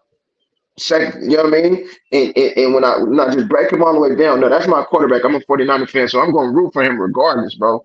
I'm going to root for him. But the way our roster is constructed with the second highest number of top 100 players in the league, we are built to win a Super Bowl right now, and he does not give us a better chance than Jimmy Garoppolo. But can I keep it a buck, though? Go ahead. All them 100 players look like shit yesterday, bro. Let's keep it a buck, bro. All 100 play, all the people in that 100. Not true at all. They look like shit. Not true. I love Trent Williams is my favorite player on the Niners. Mm-hmm. He looked like shit yesterday, bro. Well, did he give up a sack? He got Trey Lance fucked up a few times, bro. Did he give up a sack? Trey Lance got up out of there. Trey Lance got out of there. He did not give up a sack. That's linemen are judged on pressure and giving up sacks. Huh? Oh, look at the candy. He got sacked because of McGlinchey. If you watch the game, now I'm keep going since I know you got to go handle your business. No, right here, Now, right here, right here. I ain't going nowhere. okay, so back to what I was saying. He doesn't understand pocket presence and how to move in the pocket to negate the pressure. Instead, he was rushing throws, throwing it to wide open people in the ground. You know what I'm saying? To the point where Kyle Shanahan started forcing the run when it wasn't even working. You know what I'm saying? Now, is the game all his fault? Hell no. I'm not blaming the game on him at all. Our outside linebackers had the worst games of their careers yesterday with those penalties and all of that stuff. Okay. So I'm not blaming the game on him. And I do believe we would at least got 3. If Debo didn't fumble that ball, we would at least got 3. But that 3 wouldn't have won the game because we lost by 9 points. Now, this is what I'm saying. At this point in his career, bro, with him not being able to read the first read after he hikes the ball, what makes Tom Brady and people like that good is because as soon as they hike the ball, the first window that's open, they're going to hit it. And what that's going to do is make you tighten your coverage, and that's going to open up the longer and medium routes. He does not have that in his game at all. Not at all. But listen, he's got it. Did you see when he threw that fucking ball to the tight end in that tight ass window, bro? You know Jimmy G can't do that, bro. Come on, let's be honest. Yes, he can. What you mean? Jimmy G has a career, bro. Jimmy Listen, G can't hold do on. that, bro. Now we gonna break it I down love in the Jimmy. facts. Jimmy can't do Now we that. gonna break it down in the Listen, facts, bro. Jimmy G the is a shit that- 68% completion percentage quarterback, let's bro. be honest. Let's be honest though. Can we just be let's be quite honest about this shit, dog. Okay, because it sounds like you just don't like Jimmy G. No, I mean, he's cool, but He's better than Trey Lance. we gave him enough chances. But listen, how many takeaways did we get yesterday from? How many takeaways did we get? What? Hufanga got a pick? One, right? Mm-hmm. How many times we turned the ball over yesterday? Trey Lance threw a pick. Debo fumbled 2. And then running back fumbled. Wilson fumbled. Did he? He fumbled. Yeah, he fumbled. Did they get it? He fumbled on a good drive too. He fumbled on Did a good they get drive. it? Huh? No, they called his knee down, bro. I remember the replay. They showed his knee being down. Yeah. But wasn't that like a what down was that? It was another. I think we had another turnover though. Nah, that was the only 2, bro. And so this is my thing, right? Mm-hmm. The defense really let us down though yesterday. Yeah, no, I'm not blaming the whole game on him. The defense fucked us up yesterday. And I'm gonna be and let's be honest, because you know you're a football player, you know this. Football is about momentum, bro. Definitely. You know what I'm saying? And let's be honest, bro. Kyle Shanahan got out-coached in the second half. Huh? Kyle Shanahan got out-coached in the second half. He always get out-coached in the second half, man. That ain't nothing new. See, all I'm saying is this, bro. My thing but if is, Kittle played yesterday, and listen, if Kittle played yesterday, it would have been a different ball game. That's why he overthrew the tight end. See, I was trying to explain that to my partner. So it was an overthrow, but it wasn't an overthrow because he's used to Kittle's window of error when he throws the ball. Kittle would have caught that. Hey, can we be honest, bro, about that backup tight end, bro? Yeah, he's ass. He's ass, bro. I don't know why we haven't went out and tried to get another backup tight end. Okay, but this is my whole thing, bro. And this I ain't gonna make this show about the 49ers. I just want to jump on. No, nigga. This channel is about the 49ers. Now, okay. You kidding? Are you kidding? This is my thing. My team is, right? Yeah. You familiar. Yeah. Channel. So this is all I'm saying, bro. I'm throwing my hoodie on my jersey right now, goddammit. This is all I'm saying. Because I'm a Jimmy G fan and I'm a Trey Lance fan. My whole thing was this. If I understand people feeling like Jimmy had his chances, whatever, but he wins games and he takes us deep into the playoffs. If y'all want him replaced, my whole thing about him getting replaced is him getting replaced by someone who is clear-cut better than him. And that didn't happen. That did not happen. Trey Lance is not clear-cut better than him. Trey Lance as a runner is not even what they made him out to be. If I quote our coach, he said Trey Lance is a mixture of Lamar Jackson and Drew Brees, and that is so far from the truth. Then, man, that's like a state away from the truth, bro. But it's not though, because Yes, it is. He's not elusive. Listen to me though, bro. Listen to me, because you're a little what was pissing me off about this conversation, Naughty Nard, is you're harder on Trey Lance, really a rookie. No, he's not a rookie. You're more harder. Hold on. He's not a rookie on Trey Lance than you are on Jimmy G. No, I'm not. And Jimmy G has been a quarterback in blown games plenty of times, bro.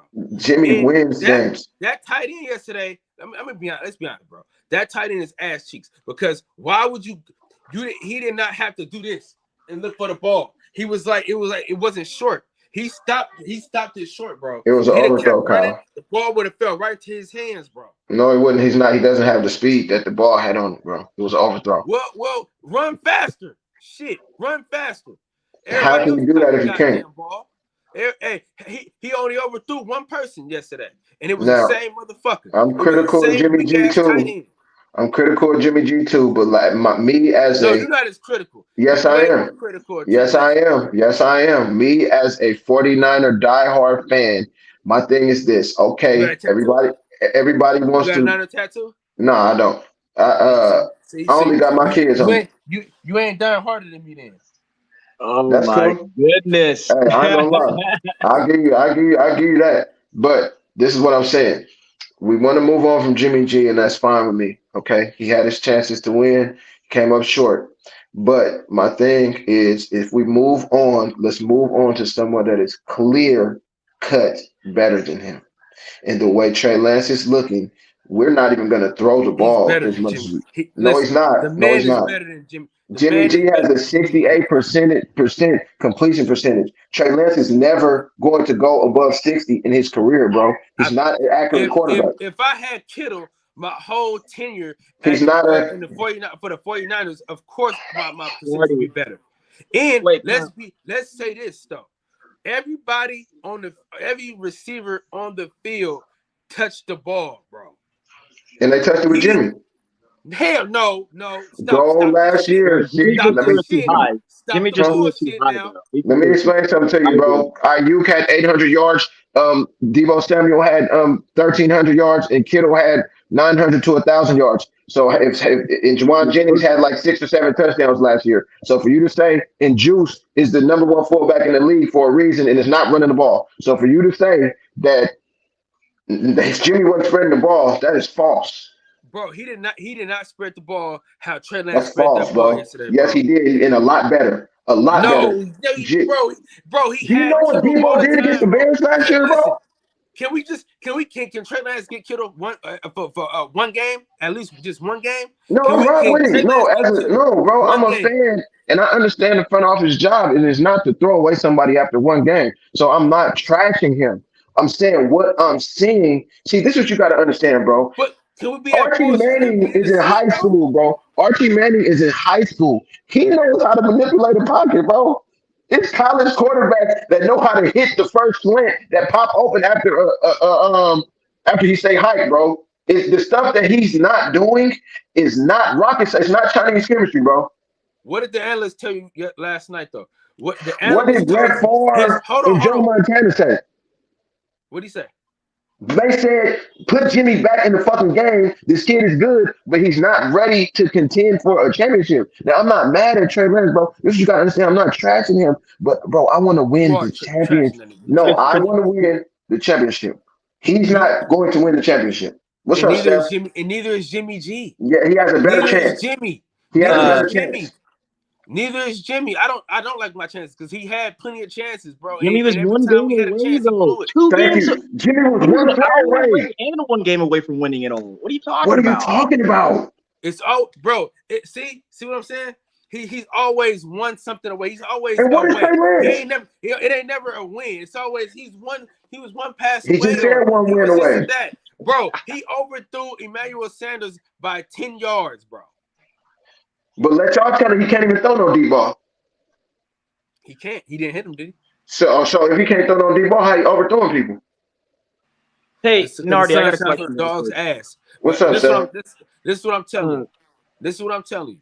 because you're a little hard on the nigga after fucking 3 games. No, I watched him Like, last year. No, I watched him in college and I watched him last year, bro. And I know that when somebody don't play Division I football and then they get into the NFL and then we ready to put a franchise on him that's ready to win a championship, I'm not being hard on him, but he has no room for error when we can win the championship right now. We have 7 top 100 players. It's only one team that has more. Right. And you know, I agree with both of them. Matter though. That does not matter when your quarterback is fucking mediocre, bro. Did you see Kyle Shanahan cussing his ass out? He didn't really cuss him. I didn't see him cuss him out. He said, "Call the fucking play." Bro, he's fucking young. I'm not trying to hear that young shit. We gave up 3 first rounders. It's just like, Steph, do you know what 3 first rounders mean? Yeah, I do. Do you know what that means, bro? That means we don't have a first round pick for the next 3 to 4 years, bro. But the question though, Nardi, what's up? Because I hear your critiques, man, and like you, man, like you gentlemen, I'm a lifelong diehard Dallas Cowboys fan, but I'm not delusional. The product isn't good. They haven't been good. Like when I say good, to like put it all together, offense, defense, special teams, in a very long time. But I would say out of the last 5 years, they've had 2 windows to get it done. And it came down to the quarterback not being able to elevate everybody. But more on that later. My question for you, Nardi, is give me some of the give me some critiques of like Trey's like mechanics, like his footwork. Okay. No problem. Can he get it done like that? No problem. So what I see in his quarterback mechanics, okay, you got 3 to 5 step drops, and then you got to step up in the pocket and deliver the ball. You have to step forward and deliver the ball. Okay. His throwing motion, it comes off, instead of overhand, it comes off to the side a little bit, just a little bit, which leads to inaccuracy. When I watch him throw at receivers, he does, okay, when you throw at a receiver, you can't step directly at the receiver. You have to open your hips and then throw it accurately at the receiver. He steps directly towards the receiver. And while his arm strength may get him to complete certain passes, just like the one when he threw it to the tight end in the tight window, he opened his hips. If we could get him to open his hips every time, he would be better. Now, another thing I see with his footwork, when he does his 3-step drop, if you watch Tom Brady, okay, Tom Brady will have live bullets flying 2 defensive ends breathing down his neck. But what he'll do that nobody does, him, Peyton Manning, them, they do it. They just sit in the pocket like they ignore the rush, and they sit in the soft spot of the pocket because they see somebody about to break open, or they'll throw him open. He doesn't do that, and sometimes I watch Aaron Rodgers. He'll say hi, and the 2 defensive ends they breathing off the ends. So what he'll do is he'll step up in the pocket. The 2 defensive ends try to take the inside route to get back to him, and then he'll drop back a couple more steps, which allows him to buy his receivers a little more time to get open. And Trey Lance doesn't do that. Okay, when he rolls out, you just named 3. Hold on, bro. Come on. Let him finish though. No. Come on. Baker Mayfield can manipulate a pocket, bro. Bro, Baker Mayfield can manipulate a pocket, bro. Russell Wilson. You just named 3 of the greatest football minds, bro. You just named Peyton Manning, Tom Brady, Jimmy G can manipulate the pocket. He was giving examples though, Kyle. He was giving examples. He asked me to critique this man's footwork and his quarterback mechanics. Now, another thing, Steph, he doesn't go through his progressions. If you watch his head, he doesn't look the safety off. He doesn't look the safety off. He doesn't look the middle linebacker off. He has so much faith in his arm strength, right, that he feels like I can look where I want to and you could go where you want to, but if push comes to shove, I can throw this motherfucker like a baseball and you're not going to be able to do nothing about it. But see, this is the NFL. This is not Division 15 North Dakota State. And these motherfuckers will close the window and pick that shit off like he seen yesterday. But let's keep on. That play, your boy failed. The tight end failed. The tight end failed. Mm-hmm. It was a couple more throws that could have been picks, Kyle. He had a overthrow to Debo that could have been a pick. He had like 2 or 3 throws that could have been a pick other than the pick. But you know what the difference is, bro? You said could have been. Jimmy G throws picks, bro. Jimmy G has he's gonna throw picks. He's gonna throw picks. Listen, he's gonna throw picks, buddy. Jimmy G would throw it behind you, bro. Mm-hmm. Jimmy G Jimmy is G's gonna killed win the behind you. game. Somebody got to reach This is what back. you're not understanding. We played Listen, Chicago Johnny, last year. listen, bro. Jimmy G had 322 yards, bro, and we won the game. Same defense. We won the game, bro. That defense was not as good as it was supposed to be. Name the adjustments, bro. They got the same defense, bro. Look at the roster. They have the Listen to what I'm same telling you. defense. They didn't No play new good additions. yesterday, though. They didn't play good.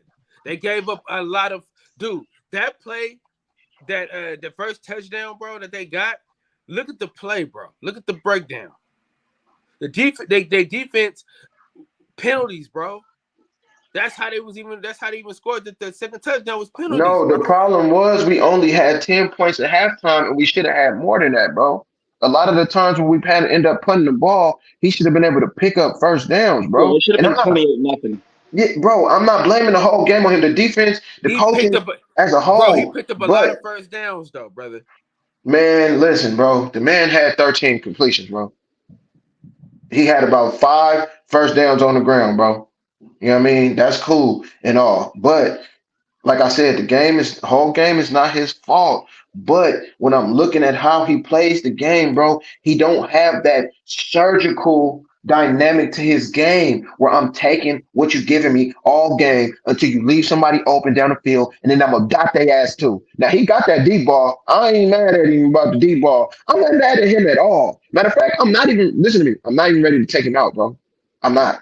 I don't feel like that's the best thing for the team. We already moved on from Jimmy. He's the backup. What I think should happen, and it's just my opinion, if I was part of the 49ers organization, I would need Jimmy to work with him and give him the things that But he that's why I had. like Jimmy. That's why I don't hate Jimmy, because Jimmy is helping the kid. That's what I'm saying. Jimmy is If talking he to him. Jimmy is adds, helping him, bro. if he adds the touch passes and it's okay. Kittle did an interview last year. They said, "What's the difference between the motherfucking Trey Lance and Jimmy?" He said, "Man, just right now, Jimmy just gives us a better ball to catch. Trey Lance doesn't have really too much touch, so he fires it in there at times that he doesn't have to. And then we have to make this amazing catch when we only 5 yards down the field. And then he throws so hard that a lot of the times we can't even catch it. So as of right now, Jimmy just a little more seasoned on how to put a little more touch on the ball, even the ones that go right over the linebacker's head. You seen Roquan Smith almost pick him off yesterday because he couldn't put a little bit of more touch on that one that was going over the middle. So what I need from him is I need him and Jimmy G to sit up and practice at how to read the first and second option. Because right now, what he doing, did that yesterday though. He did a lot. No, he didn't. He's not going through his progressions. But I can't knock him yesterday because he didn't really have time to. You know what I'm saying? He did, but McGlinchey. he went through so many progressions because even McGlinchey. I'm gonna tell you when a nigga reading his progressions. They was worried about. But I'm gonna tell you when a nigga reading his progressions. You're a 49er just like me. When a 49er quarterback is reading his progressions, he's hitting just check out the backfield, bro. That's when you know, because that's the last option. When the motherfucker hitting just check, that's when you know they 1, 2, 3, 4, 5, boom. Kyle Juszczyk didn't even get the plays that he normally would get. I don't know. They haven't really been giving him like the plays. No, he ran some routes. Huh? He ran some routes, but what was happening is Trey Lance didn't have as much time. He did have more time than he thought he did. He thought he didn't have as much time, but if he would have did a little bit more with his footwork, a little bit more shuffling, you watch people like Drew Brees, and I'm just speaking on people with bad feet. You watch them, and they able to manipulate the pocket to buy a little bit more time. If he add that to his game and add the surgical part of the game to his game, bro, he's gonna be good to go. I'm not, like I said, I'm not ready to take him out. I just need, and you know what I like about him the most, bro? I'm gonna tell you what I like about him the most, and then I'm gonna tell you something else I didn't like. No, I'm gonna tell you what I didn't like at first. Kyle Shanahan didn't let. Like about the motherfucker, bro. I'm about to. One good thing about this. I'm about to. So look, okay, I'm gonna tell you the good. Kyle Shanahan didn't let him play football yesterday. He fucking only threw. So if I need my quarterback to go on a 2-minute drive to win the game, he at least needs to be threw the ball about 20 times. So when it was time to drive down the field, and Kyle said, "All right, open it up now, do your thing," the motherfucker had only threw the ball like 17 times, and the running game had been stopped working. Now, what I do like about him, his pocket presence when there's no pressure is very good. His deep ball is good. His tight window accurate ball is above average. He gets better as the game goes along. You watch the level of comfortability grow and grow and grow. But see, like yesterday, I felt like Kyle didn't let him get in his bag. It's just like a running back by the 18, 19, 20th carry, bro. Nigga, they even bust out all the jukes and spin moves, nigga. Now they ready to go. You know what I mean? But Kyle was not letting him play football. And then on the last drive, he said, all right, go play football. No, it don't fucking work like that. I can't ask you to hit a 3 if I ain't passing to you all game and it's the last play of the game. And I'm like, all right, Kyle, now hit this 3. You're going to be wide open. You're going to be like, oh, damn, bro. I ain't even touched the ball. No.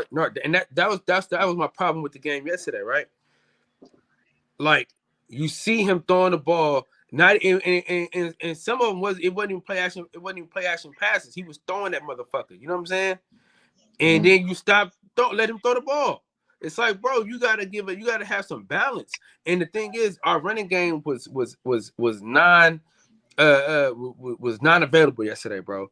Like, Wilson was ass yesterday, bro. I'm gonna be honest with you, bro. Like, if Jimmy G, cuz, let's be honest, man.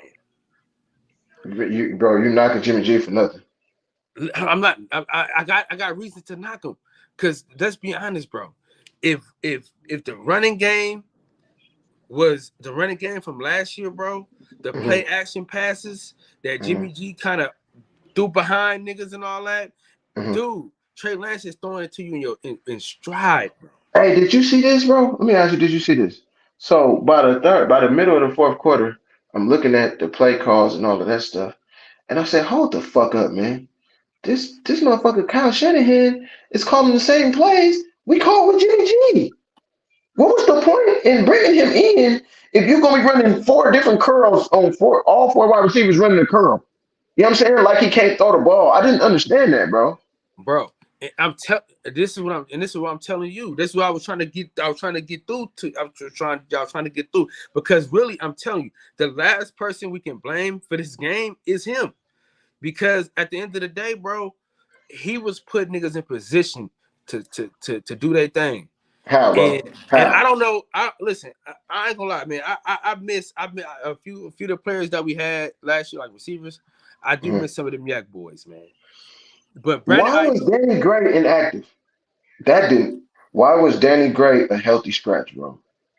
I don't know what the fuck is going on. That's who he been hitting on the deep balls since this training camp started, and then all of a sudden we come out on the field and he's not even playing. He's a healthy scratch. But go ahead. And I'm gonna be honest with you too, though. That last ball to Juszczyk, that motherfucker slipped. You could tell that shit. That ball was wet as a motherfucker, man. Yeah, it was just wet, bro. It was the elements were just fucked up, man. It wasn't made for a young quarterback. You know what I'm saying? It just wasn't made for a young quarterback. Another thing I like about him is his press conference after the game. He holds himself accountable and he understands. So basically, he was saying that he left a lot of yards and money on the field. You know what I mean? He felt like out of his own mouth, Kyle, he felt like his mistakes costed them the game. It was 3 or 4 different plays where he had a wide open touchdown. He didn't even see the receiver.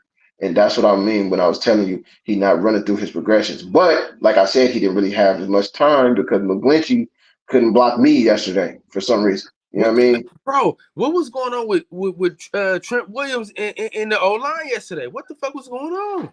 I'm going to tell you what was going on, bro. It's the weather, though, a little bit. It is, but I'm going to tell you what's going on. The same similar thing happened to the Raiders. So motherfuckers start beefing up these skill positions, and they forget we the 49ers. We fucking fuck with the front 7 on both sides. That's how we fuck with it. We're going to have a raw defensive line. We're going to have raw offensive line. Now, people not understanding, Alex Mack was our center last year, A1 center. Tomlinson went and got paid from the Jets because he was a very good left guard. At right guard, we had Brunskill, who can only block Aaron Donald for some reason, but he blocks his ass off against Aaron Donald. Now, all 3 of them is gone. We got Aaron Banks, who couldn't block nobody last year, didn't even get in the game. We got Buford in there, who was a flat-out rookie. In the center, I never heard of him in my life. So so it's not the same team. That's what I'm telling you. See, it's not the same team. Because, bro, Jimmy G used to have time in the pocket and still fuck up. It's true. This nigga, he didn't have no time. But how much fucking up did shit? See, this is what I'm trying to explain to you about Jimmy, bro. Because Last Jimmy year, left a lot of hold points on. on the table, bro. And Like, let's so be did Trey honest, Lance. bro. So did Trey Lance, Don't bro. listen. Don't compare him to. Steph just said 28-0 if he don't leave what he left on the field. Them is facts, bro. But dog, Jimmy G used to leave a lot of shit on the table too, bro. But he Like, won. Jimmy G is Jimmy not G absent. won. Jimmy G left a lot of shit on the table. He left a lot of shit on the table. He in that last won, Rams Kyle. game, bro. Kyle, he won. He got us. We went from trash to deep in the playoffs, bro. Okay, let me just say this. I don't see no other fucking team in the league, bro, with a playoff quarterback that's taking them to the playoffs, that's getting rid of that quarterback. Derek Carr, Dak Prescott, none of these dudes have been to the fucking NFC or AFC championship. And I can keep naming Kirk Cousins. I can keep naming a lot of motherfuckers. They team ain't been to the Super Bowl or the championship or the conference championship. And they not getting rid of their quarterback, bro. They still got their quarterback. Derek Carr, you look at these motherfuckers. They just gave Derek Carr sucks, by the way. million. It's Yeah, no, crap. he's Derek trash. That's Carr why. sucks, Listen man. up. But see, Derek Carr listen, sucks. man. But we're the only franchise, Steph, that let the motherfucker lead us to deep, that got rid of their quarterback after the NFC championship game. Hey, listen, you from the I mean, Bay Area? you're not the Hold on, first though. You're not the first, man. People do shit like that all the time. Hey, listen, you from the Bay Area, and you know what they're saying. Chances make what? Champions. That's all I'm saying. This is they had to take a chance. You know what I'm saying? And I'm gonna tell you this though. Okay, I could fuck with that. You know what I'm saying? Like, let's just be honest though, bro. Like, No, I can fuck with that. That was a good way to put it. That was a good way to put it, because as a franchise, you can't settle for getting there. You know what I mean? Even though my argument is, you got people like Jim Kelly, who got there 4 times in a row and never won it, but his franchise didn't throw him in the trash. You got other teams who've been there and they might not have got everything, but they didn't throw their quarterback. Kansas City didn't throw their quarterback away after he lost to Tom Brady, or you know what I'm saying. But I understand if we want to win it, we got to take the chance. But this back to my other point, bro. If we're gonna take a chance, let it be somebody that is clear cut, a level above Jimmy Garoppolo. But they listen. They drafted him though. That's the problem. There's a reason why he's starting. Like, let's be honest. I too. It's not because of the draft picks, because they could. You know what I'm saying, they could sit him for one more year because they got Jimmy for another year. So it's got to be a reason why Jimmy G ain't starting. You dig what I'm saying? Mm-hmm. Like, no, it's what you said. I'll tell you real fast, Nardi. Because Kyle don't trust him. He's been saying that for years now, at least 2. He's like, man, I don't trust this guy anymore. He seems let me to make ask you that this, mistake Steph. that's costing me. Go ahead. Steph, did it look like he trusted Trey Lance yesterday? No. Exactly. But That's he came my on and point. said it. He came on and said it, Nardi. He said, look, this guy needs more time. And I'm gonna be real frank. Like, I'm an outsider looking on the end, and I love the 49ers. I think you guys are. In fact, I love Kyle Shanahan and John Lynch. I love what they have done since they got to the helm. They play real fast, real physical. Just I didn't like Trey not having a lot of starts, man, and they kind of bit the bullet by just drafting someone who doesn't have a lot of experience playing at either a high level or even at that position. He just doesn't have it. But I get it. They took a chance, and they're rolling. They got to roll with it, man. They got to roll with it. That's my thing, They drafted bro. him. They drafted if you him, bro. see it and I see it, bro, he don't got it just yet. Like, he has potential. I see he flashes a lot of stuff, but what he doesn't flash is consistency, bro. Enough to beat the top tier teams. You know what I'm saying? How old is he? Like 22 though? 22? He like 22. And I like his skill set. I like his skill set and what he changes the offense. I think that's really why Kyle went with him. He changes the offense. We're able to run quarterback draws. We're able to run a lot of RPOs. We didn't do enough of that, bro. Listen, right, I'm gonna be honest with you. Let's be right. honest, bro. Kyle Shanahan, bro. I don't He know what the fuck it. he's doing, bro. You got this quarterback.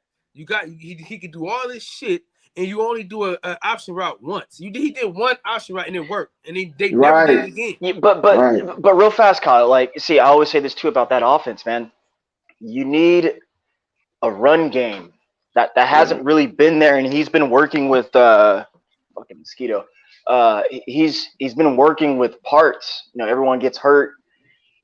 Think like 2 and 3 years ago when McKinnon came in, they drafted some people, and then everyone got hurt, and he got as far as he did. You guys don't have like a consistent running back. Everyone always gets hurt. And I think it's because, you guys play so physical. But, fast forward to this situation, you need a run game to help out that awesome quarterback with all the traits and whatnot so he can start seeing the field better. But that's what I think the problem is. I don't think he can see the field, man. I thought we. I think he's got real fast, Nordy. I think he's got everything else. He just can't see the field at least yet. And I'm big on that because maybe experience. I want my quarterbacks to be quarterbackial. Like, fucking, dude, you got to be able to throw the football vertical. I don't give a fuck about you running and all this shit. Throw it vertical down the field. Like, what are you doing, man? But you can't throw a vertical if you can't see. And real fast, like even Tom Brady can't if his line fucked up, he can't do shit neither. I don't give a fuck how good you are. How many sacks did we give up? Huh? He had 2 yesterday. We only had 2 no, sacks. I thought you were talking about Brady. My bad. No, I'm talking about us. We only had 2. We only gave up 2 sacks. I'm running. We only gave up 2 sacks. I can run. That's the only difference. I can run. That's the only difference. The reason why he didn't get no sacks because he was running, bro. Can we agree to this, Kyle? Sacked a couple times. Can we agree to this? He's not. He's an overrated runner. He's an overrated running quarterback. He's not necessarily fast. He's not necessarily agile. He can power his way through. He's more like a Josh Allen runner than okay, let me ask you this. Who looked better yesterday? Huh? Go ahead. Justin Fields or go ahead. That's good. That was a good comparison. Not like as far as like they're the same, but just like his running style. Yeah, he's not elusive. He's not if we watch Justin Fields, right? He does the rollouts. That's what changed the game. He started bootlegging, and our defensive ends just couldn't. Our outside linebacker, they couldn't. He was too elusive.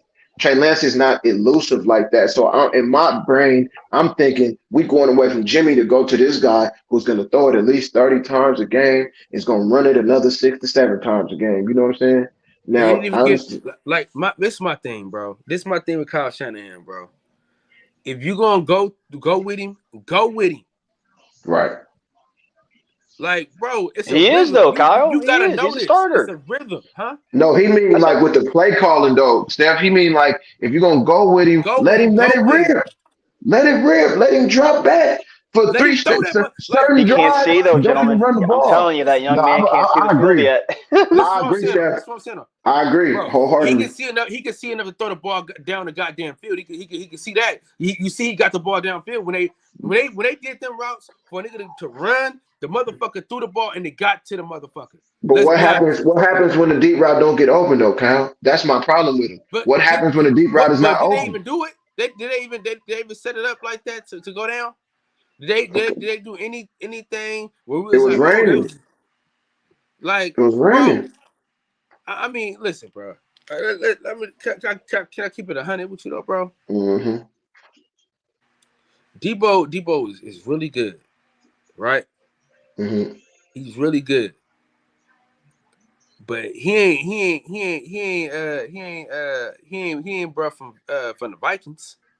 But I think with Debo, him holding out for that, him holding out for that contract and all of that, for us to be bringing in Trey full time. You see, Ayuk was with him all in Tennessee, and they running routes and doing all this. And in the training camp, Ayuk is his favorite receiver. It looked like to me Debo didn't come in total shape because I follow Grant Cohn. He's an insider for the 49ers. He was saying that last year when Debo ran a streak on Emmanuel Mosley, he would get a step or two behind Mosley almost every time. But this season, for some reason, every time they threw it on Mosley, he could not catch the ball on Mosley no more. So to me, I think Debo is not, due to him holding out and stuff, I think he's not in mid-season shape or form just yet. You know what I'm saying? I think, yeah, I agree with that too. And you, Kyle. Hey, listen, I'm not going to judge this kid until Kittle comes back. Okay, that's fair. Because listen, all the games he's lost, guess who didn't play? Kittle. That's all I'm saying, bro. Like the running game. I mean, he only got 3 games. But they don't brag about this kid is what really bothers me. Like that lets me know he's probably not as good as advertising beforehand. That's true. And then secondly, no, they don't. Hang on. Answer questions about him. They don't brag. Yeah, they answer questions. Yeah, and then secondly, back to Debo. Debo's not a route runner. No, he's He's true not. power. Yes, He's power he grit, and is, he's got bro. But hands. yeah, No, he Ayuk No, is a what I mean by way that better is that route like runner. he I'm just gonna say who's that? What's the young man's name out of the Rams? Cooper Cup, No, no, I don't want to say him. Odell, Allen Trayvon Robinson. Diggs. Like Allen Robinson. Like Allen Robinson. Allen Robinson's a good route runner because he's mastered like the 12 to 15-yard curl or slant route. Right. Not necessarily a burner. Same thing with Debo. Like he's mastered a few things, but he's not a burner. He can just separate. He's got hands and he's got true power to get through people. That's why he's a hybrid, a halfback. But back to Trey. Yeah, Phil, you on mute, man. You ain't said nothing, man. Say something. But back to Trey, man. Like it really bothers me that they don't brag about him. Like they weren't bragging about him even when they drafted him. So I was like, Nope. and then coming into this year, crickets. Because Kyle Shanahan wanted Mac Jones. Yeah, because oh, really? I didn't know that. Yeah, he wanted Mac Jones. He wanted Trey Lance the whole way.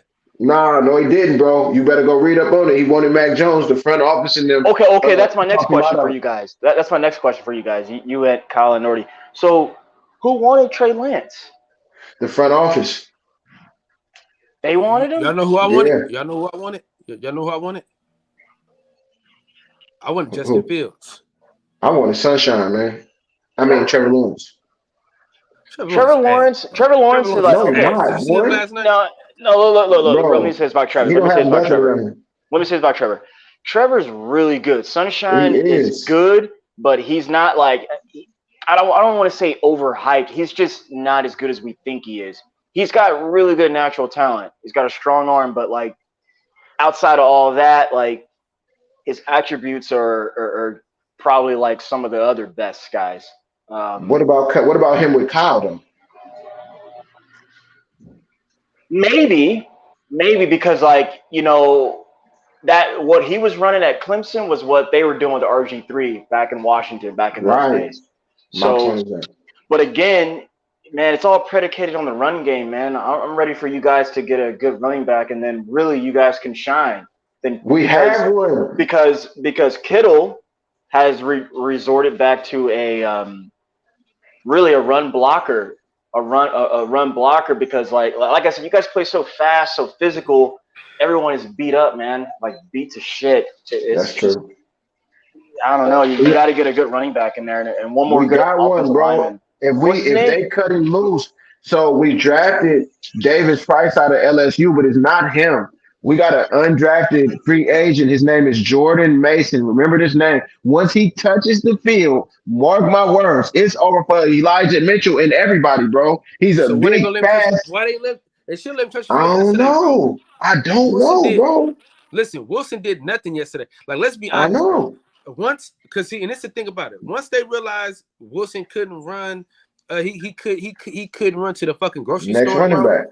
Right. They put that shit in the box, bro. Like, they said, oh, fuck that. We just gonna run through these niggas now. Because this thing can't run the football. Jeff, where the hell you been at, man? I just want to say, shout out to your panel guests. You know what I mean? I got one question though when it comes to football, actually a few.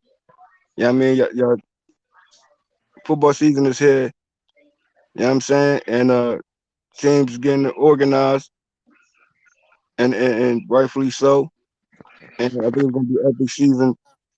And underdog teams will be underdog teams. Champion teams gonna be champion teams, man. We gotta look forward to a good football season. You feel me? Especially, I'll speak for my city when it comes to the Eagles. There's a whole lot of talks when it comes to even my team. Going forward. Good. You know what I mean? And based on, what you were saying, or who's improving and who's playing their position, rightfully so. Eagles also made certain changes and trades and stuff like that too. Or you know what I mean? But I feel as though we be having the best players, but then we give it to other teams so they become great. No shade. But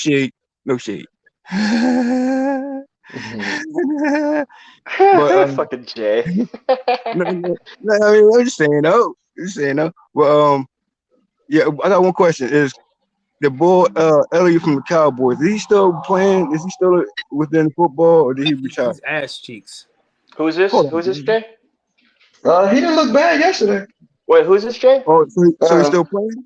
Yeah, he said, he started yesterday. He talking about Elliott from the Cowboys, the running back. Oh yeah. He just he's playing for his career right now. He's got to have a Right. good year to still be No, on he the had a team. little spark in his legs yesterday, Kyle. No, he looked decent, man. But okay, so now you see, Jay, you asked about my team. I know you're an Eagles fan. I'm a Cowboys fan, but I like all football. But the Cowboys aren't good, man. That's bad product. Hey, not to like- cut you off though. When it came to him playing the Eagles, bro, like I wanted to get back, man. We need to get It's a back. divisional on that, game, bro. though. It's a divisional game. They're always going to play each other tough, man. All those teams do in the NFC East. I mean, like it's are we tough. talking about the same Elliott though? I'm just saying, we talking about the same one.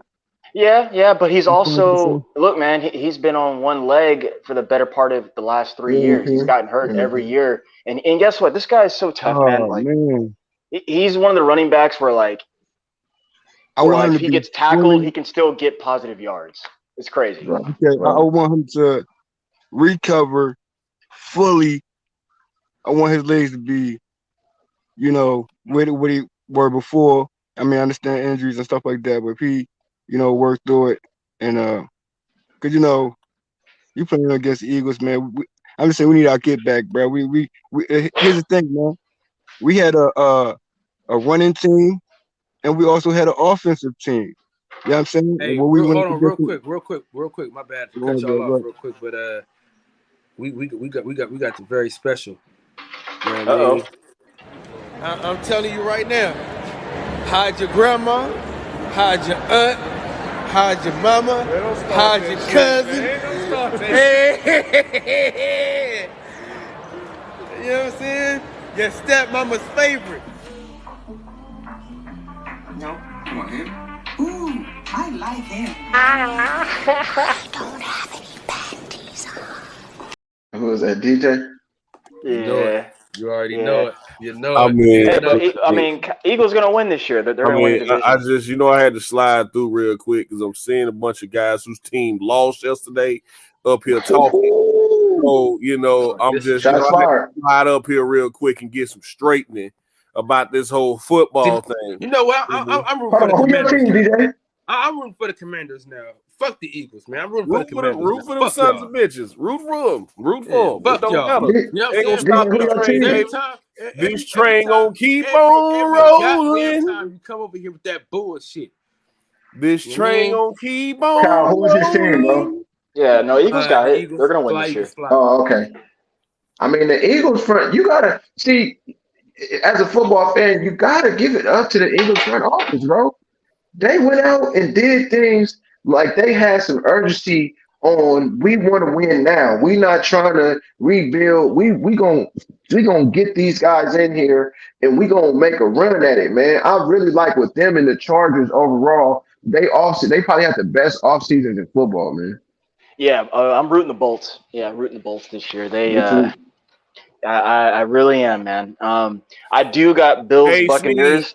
Hey, in the Sneed, Super Bowl. who is your team? Because it sound like you a Cowboys fan, and I don't give a shit who we played yesterday. We was beating the dog shit out the Lions, actually, and we fell asleep and let them get back in the game and made the game seem a lot closer than what it was. Eagles defense still trash. I hear you. We gave up. No, Eagles are gonna win the division. No, more yards DJ, than they're gonna Cowboys. win this year. Eagles are gonna win the division this But year. and as far as we're gonna hold off the praise, we're gonna hold off the praise for the Eagles front office because all they doing now is making up for a lot of mistakes that they made. These past three, I say since 2017, they probably got one or two draft picks that's still there. You know what I mean? As far as like, let's not forget they drafted Sidney Jones after he tore his Achilles. Hey, come back. Let's not forget they drafted Andre Dillard, who couldn't run block. One criticism I don't want from an offensive lineman is that he needs to get stronger. That's one thing that you drafted a tackle from Washington State who couldn't run block. Now you're trying to trade him.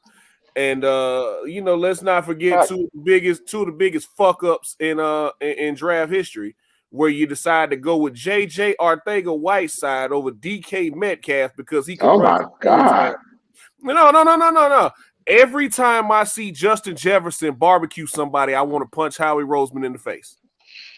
Hey, DJ, when it comes to the Eagles, bro, I'm gonna ask you if you agree with what I'm saying. But when it comes to the Eagles, right? Now, at one point, since you talk about certain time frames when it comes to the Eagles, right?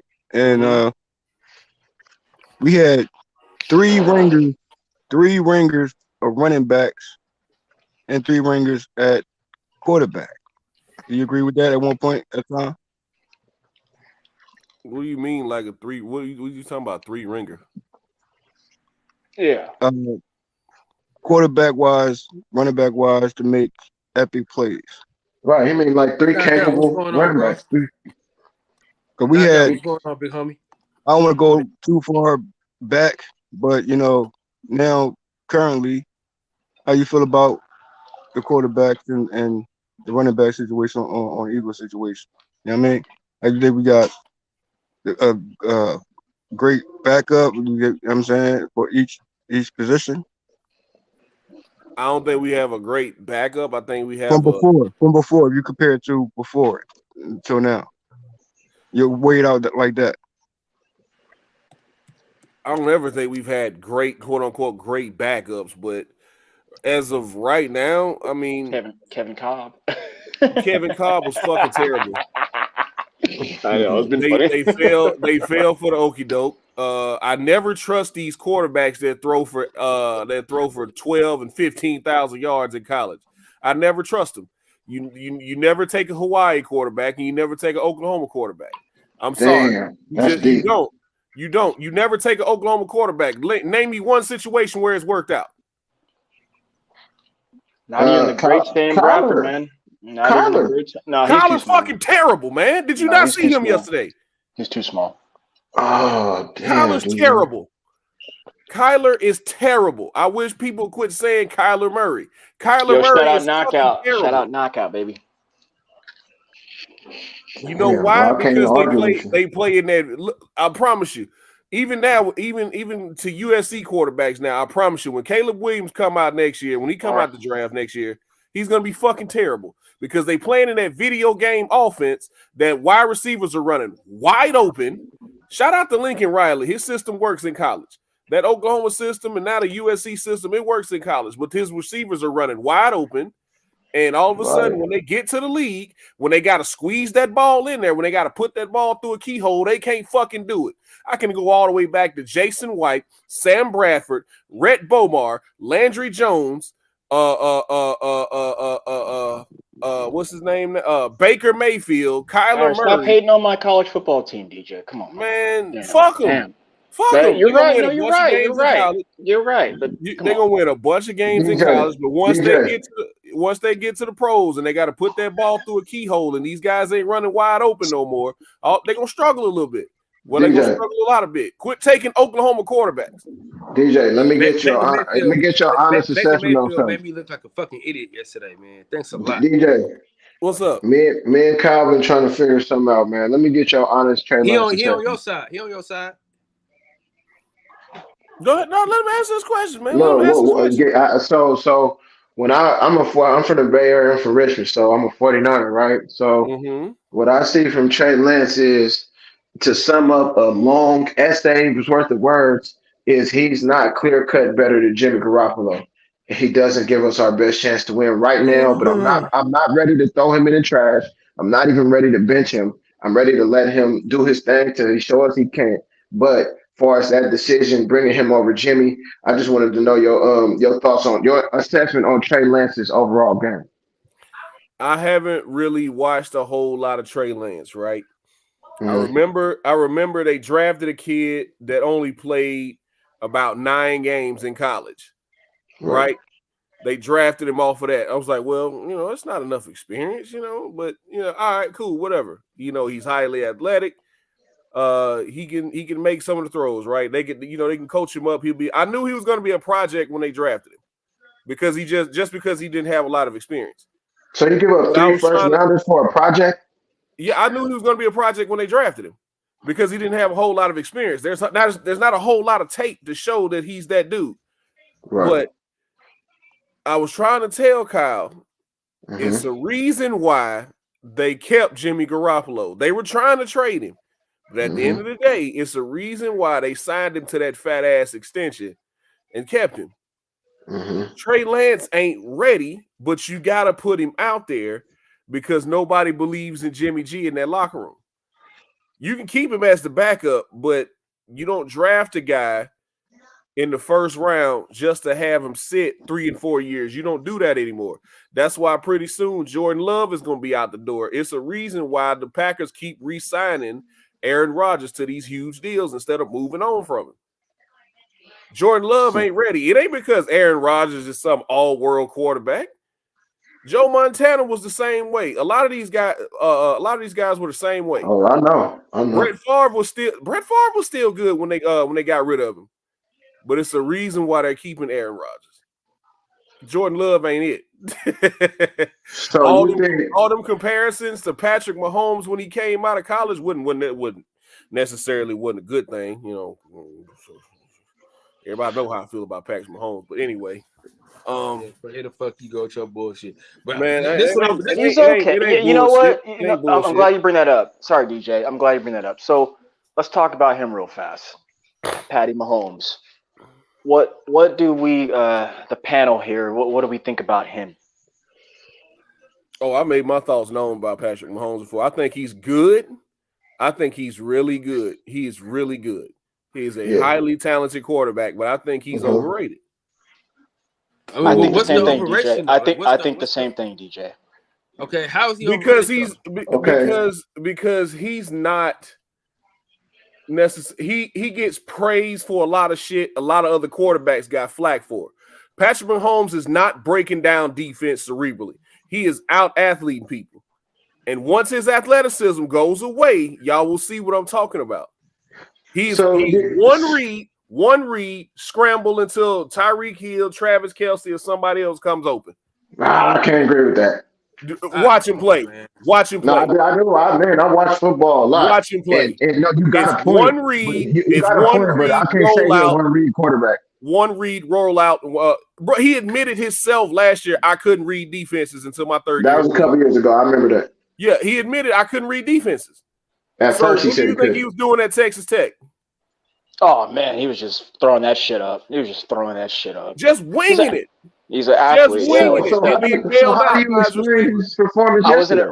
Real fast, already though. I was in a Twitter space yesterday, and they tried to laugh me out of the room because I said similar sentiments like DJ, and they said this guy's up there, if not the best, because of his QBR rating. He's the best, best athletically. He's up there with Aaron Rodgers. I was just like, what are y'all watching, man? I was like, I mean, frankly, like DJ said, this guy just runs around until someone does it and does some spectacular play, and that's supposed to be the best. Like, how about you stay in the pocket and do all that and deliver it? But you know what? I think it's the system too. I think he's very comfortable. I think he's got that's what I was about to say. He's got a top coach who can work with him and show him. And the playbook is open. Like, they have so much shit. Eric Bellamy, they got so much. And he's always had Tyreek Evans and Travis Kelce too. But I tell you this though. But see, my stance on Patrick Mahomes has always been kind of similar to DJ's, where he's very good, but where y'all trying to say he one of the best ever and all that stuff. No, because to me, he's not the best quarterback in the NFL. He's not better than Russell Wilson to me. Thank you. Oh my God. Tyreek Evans, Travis Kelce, and Sammy Watkins. Everybody can probably kiss the baby. You know what I'm saying? But you know, his attributes, as far as his IQ. Is not where they say it's at, but it's high. You know what I'm saying? His arm strength is very good. His touch is very good. You know what he is? He's a gamer. Probably over everything. He's a gamer, right? Yeah. But when they talk about him like he's in the top 5 quarterbacks of all time, I'll be like, man, cut the shit. Yeah. I like it. That's what I was saying in the space. I was like, man, it's so hard for me. He's not even. I'd say he's top 5, top 6. He's top 5 for sure. Quarterback in the league. I he's can top. name you, off top. I can name you about 3 or 4 quarterbacks I'd take over him. Yeah. Hey, Easy. let me ask you, DJ. He's not even as good as Josh Allen right now, but we're gonna keep going. No. Josh Allen. See, he Ooh, I don't gamed know. Josh Allen last year in that big game. He gamed him, like Nardi said. He's a gamer because Josh Allen had that Only game reason won they 2 lost or that 3 game times. because Josh Allen's defense. Well, Josh Allen didn't get a chance to get the ball back. Yeah, but Josh won the game 2 and 3 times. He literally won off like 2 plays. Damn, I was that's like, true. "Dog, That's very fuck true. out of here, man." But it was That's cool. very true. Hey, who got Wentz? What team got Wentz, bro? Commanders. Washington. Commanders. Now back to your other point too. When it comes to I hear y'all discussing certain quarterbacks who can't read the field like fully, and they just have to make certain plays based off of what they see. You know what I mean? And also you spoke on overrated quarterbacks. DJ, I'm not sure you're an Eagles fan fully, or I mean everybody. You know, I salute every team. You know what I mean? That's where I'll be standing at. You know what I mean? Well, most part. Well, when it comes to my team, it's always personal when it comes to your team, with your own team. But my thing is Wentz, and he's on what team currently? Washington. Okay, now Washington out of all teams, right?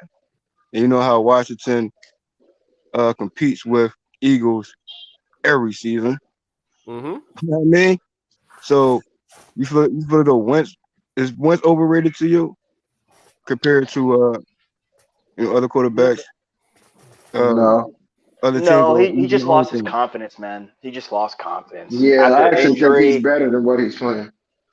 and after that, because you got to think about when you guys won, that was MVP like year for him.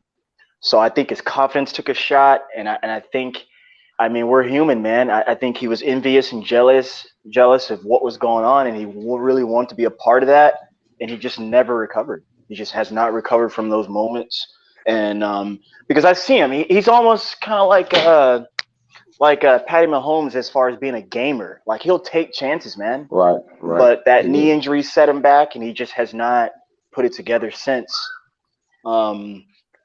And then with that being said, too, Jay, like, it's interesting that it didn't work in Colts land, man. But if we're really being honest, nothing has worked out in Colt land since Andrew Luck. I'm talking about the quarterback position. It's not worked out for anybody, man. Like, it's weird how that works because their head coach is a quarterback guru guy. Like, it's weird. I think a lot of these quarterback guru coaches, because this is something that I'm noticing with Kyle Shanahan. So long story short, last year they gave us how somebody mic'd up or whatever, and they had Jimmy Garoppolo's mic on. We could hear what he was saying, and Kyle was actually telling him who to throw it to. And I'm like, okay, that sounds cool, but in reality, bro, you're supposed to let your quarterback take what the defense give him. So you're over coaching him, because I boiled it down to Kyle is telling him who to throw it to, and then if he messed up and misread the coverage or some shit like that, and Jimmy throw a pick, then you get in the press conference and say some shit like, oh yeah, well, if Jimmy doesn't throw that pick, we probably win the game. And it's like, I'm basically to say what I'm saying about these guru quarterback coaches, man. They are micro coaching these guys, in my opinion. And when they need to just let them play football. Yeah, that's interesting. That's interesting. Yeah, I feel as though, quarterback position, when it comes to my, Eagles, we start from scratch, bro. That's how I feel. DJ, you think that's a good point? Yeah, I feel like we started from scratch after we let Chip Kelly come in here and fuck everything up. Oh yeah, I remember those days. That shit. Oh man. And look, I still want to see how he would do with the Washington, because we gotta keep that tradition going. Promotion Washington and other teams as well. I mean, Cowboys. I mean, every team going through something, but every team is working out their kinks, bro. And Steph, let me ask you this, bro. What are y'all gonna do with Dak out for 8 weeks? Dude, who cares, man? Oh shit! I'm one of the Dallas Cowboy fans who has been calling to get rid of Dak Prescott since year 3, man. I love him. Last night, bro. I love him. He's got all the tangibles, intangibles as far as being off the field, his leadership skills, rallying, he says the right things, keeps a forward cap. But he's got bad footwork, you know. And then when they drafted him in the 4th round, they knew what they had. They knew they had a project and progression on their hands. They knew that. And he's really a Jason Garrett guy. Right. When I say he's a Jason Garrett guy, like, they drafted him for him, and they've been working with him in those type of progression senses. But his footwork is bad. He can't throw a fade route. He has no deep ball sense. He can't hit the outside of the hashes. And as good as CD Lamb is, who is that? Is that you, Kyle? Meet yourself, That's buddy. Kyle picking up his kids from. Oh, word. And as good as CD Lamb is, man, like, because, you know, CD can make up plays for him. Like, he's not accurate enough to even get him the ball. Everything that I was watching, man, I was trying not to be hard on this guy, but he threw everything way behind this guy. And the only thing he can throw is like a 12-yard, a 10 to 12-yard curl route to the tight end, the safety blanket play. That's all he can do.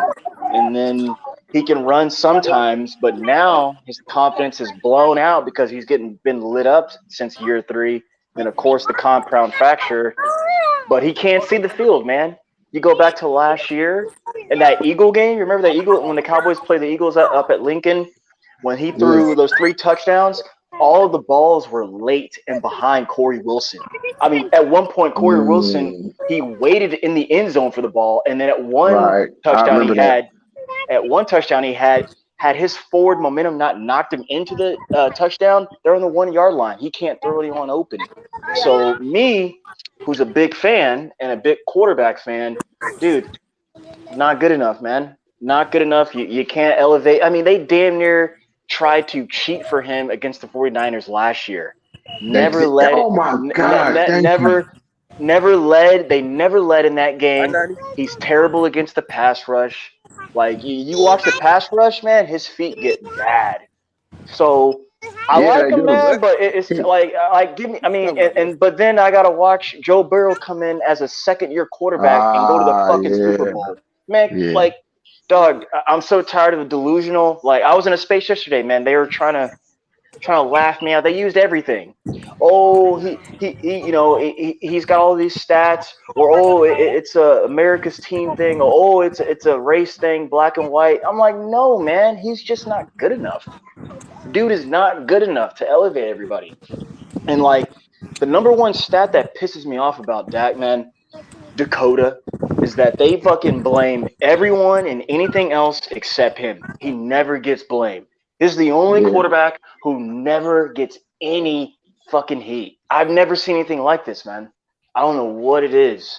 So that's Jerry Jones. I'm ready. But I'm telling you, like you, Nori, like, I be watching for these things early on. So when I knew from the time he took over, I was like, that's not the guy. That's not the guy. That's not the guy who's going to take us to the promised land. And I'm not trying to be funny when I say that. And what's that? But, you know, to be encouraging about him, look, man, it's no secret, and I'm not going to deny to you, gentlemen, that he's been the glue to the franchise. He's held this franchise together. He has done it with integrity and character. And if it wasn't for him, we wouldn't have the wins that we do have. I'm not going to lie to you guys. But what I'm saying is he's not good enough to get us over the hump. He's not. His attributes aren't even that good. And like, I love the progression of where he's got to in year 6, 7, 8, or whatever he's at. But man, I would have been trying to draft a quarterback year in, year out, like about this time. And then of course he's going to look even better now because we've lost him for 3 years in a row, and we can't win without him. But overall, man, it's a bad product. You know, this is bad product. I'm tired of rooting that shit. In fact, I don't root that shit. And I won't until the team gets better, man. And now, I mean, think about it. The defense held Tom Brady to 1 touchdown. This guy couldn't do shit. And it's just, again, though, what makes me mad is that everyone else gets blamed except this guy. Whether it's the coaches, the run game, the offensive line, the defense, whatever. They like protect this guy. And then like even last year when we lost against you guys, 49ers, he blamed the refs. I was like, fuck nigga. I was like, get your ass the fuck out of here. Get the fuck out of here, man. Get out of here. Like I'm ready, man. I've been ready to have another quarterback at the helm. And don't get it twisted. I want a black quarterback in Dallas. But this black quarterback is not good. He's not good. Like, but you let a delusional Dallas Cowboy fan tell you, man, that they ride for this motherfucker like no other, man. So to you Eagles fans, hey, it's open season. And it's y'all's to lose because Cowboys ain't gonna do shit. Don't let the New York Football Giants get their act together. And then of course the Commanders got character because they got a Ron Rivera running the helm, and they have good defense. They just don't have a quarterback, but if they get it together, man, maybe they can pop and make a playoff appearance. But the Cowboys, man, are just not good. So you don't think you guys are nowhere near as good as y'all was last year? No, and think about that. You see, last offseason, I knew it wasn't going to happen realistically, but I was like 4 for 4, meaning I wanted Deshaun Watson to be traded for him. Dak, and just imagine Deshaun Watson with that offensive talent last year against you guys in the playoffs. Different story, man. Different game, different everything, man. Different. But this guy, he can't see the field, man. And he can't make certain throws, and he just can't see the field, man. And I'm so tired of that. Like and like they untailor. I mean, whatever. The list goes on, man. I can make. He's got every excuse in the book. But everything's been tailor-made for him, dude. And then people, like I was in that space yesterday, people want to hate on Tony Romo and compare him to him and say he's better than him. But I'm like, why are you guys comparing to him if you call him a bum? I'm like, Romo gave his freaking life. And this gentleman has been blessed with so much talent through his Cowboy career, man. It's not funny. It's not funny. But they also... now I'm going to put it on the team. Now I'm going to talk a little about the team. They don't have an identity. Like they don't know what the fuck they want to do every game. They don't know what they want to do. They want to just do everything and fuck it up and shoot themselves in the pocket or in the foot. And I'm just like, all right, man. All right. Go Cowgirls. So overall, I'm from Dallas. So, I'm a lifelong Cowboys fan. But there's 2 games, I always tell this story, 2 games that helped me get over it, and now I can just watch football, man, because I love football. I'm a big football fan. I'm really more in fact, the way I was telling my aunt this the other night, the way I watch football, man, I'm still in like high school film study room. I'm still watching for all those plays, and because I've been there, done that. So it's film study for me, and it's really, really fun. And since those losses way back in the day of like 2006 and 2010, Vince Young coming to town and ripping us up, and then we lost the last game at Texas Stadium against the Ravens. I was like, I'll never root this shit again until they finally get their shit together. So, and then you got to think when I was in high school, guess who was winning? Tom Brady. The Patriots were winning, so I watched them fucking win. So I'm a big fan of him and what he's been able to accomplish. All-time Deion Sanders, my favorite player, but man, I've been able to just watch the game, man. Since those emotional losses, I'm just like, this team sucks. Hey, how long do I got both of y'all on for? I gotta go get my kids real quick. That's why I was asking. I gotta get my kids. Clever, how long we got you for? Whenever you want to stop, man. I'm good to go. No, I'm saying that because I want to try to stay on a little longer, but is it? Oh, you got to run? Yeah, I gotta pick my kid up from the schoolhouse. But so let's shut her down. I'm back at 6, Nardi. So we can. All right, I'll be back. Yo, we can do all this shit at 6. Clever, you give 6. Clever. Can you hear me? Yeah, I hear you. I think he might have yeah, he probably got a phone or something. But yeah, we're back at 6 o'clock. So I'm gonna end this shit right now. Appreciate everybody for coming through, man. This was a great fucking stream, dog. Man, this is great. I didn't even plan on it being this great, but this motherfucker was great, man. I appreciate everybody that came through, man. Like I always say in the words of the great philosopher Lil E, I want y'all to breathe air and live life. It's always the truth when players meet. Thank y'all for breaking bread with me. And with that, man, we out of here.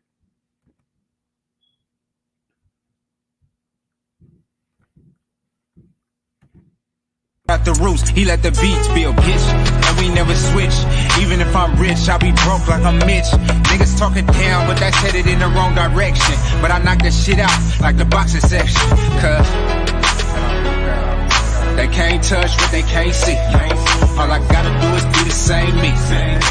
All I gotta do is keep it G. Always be the same me. While I'm solid, boy, they can't change me. No.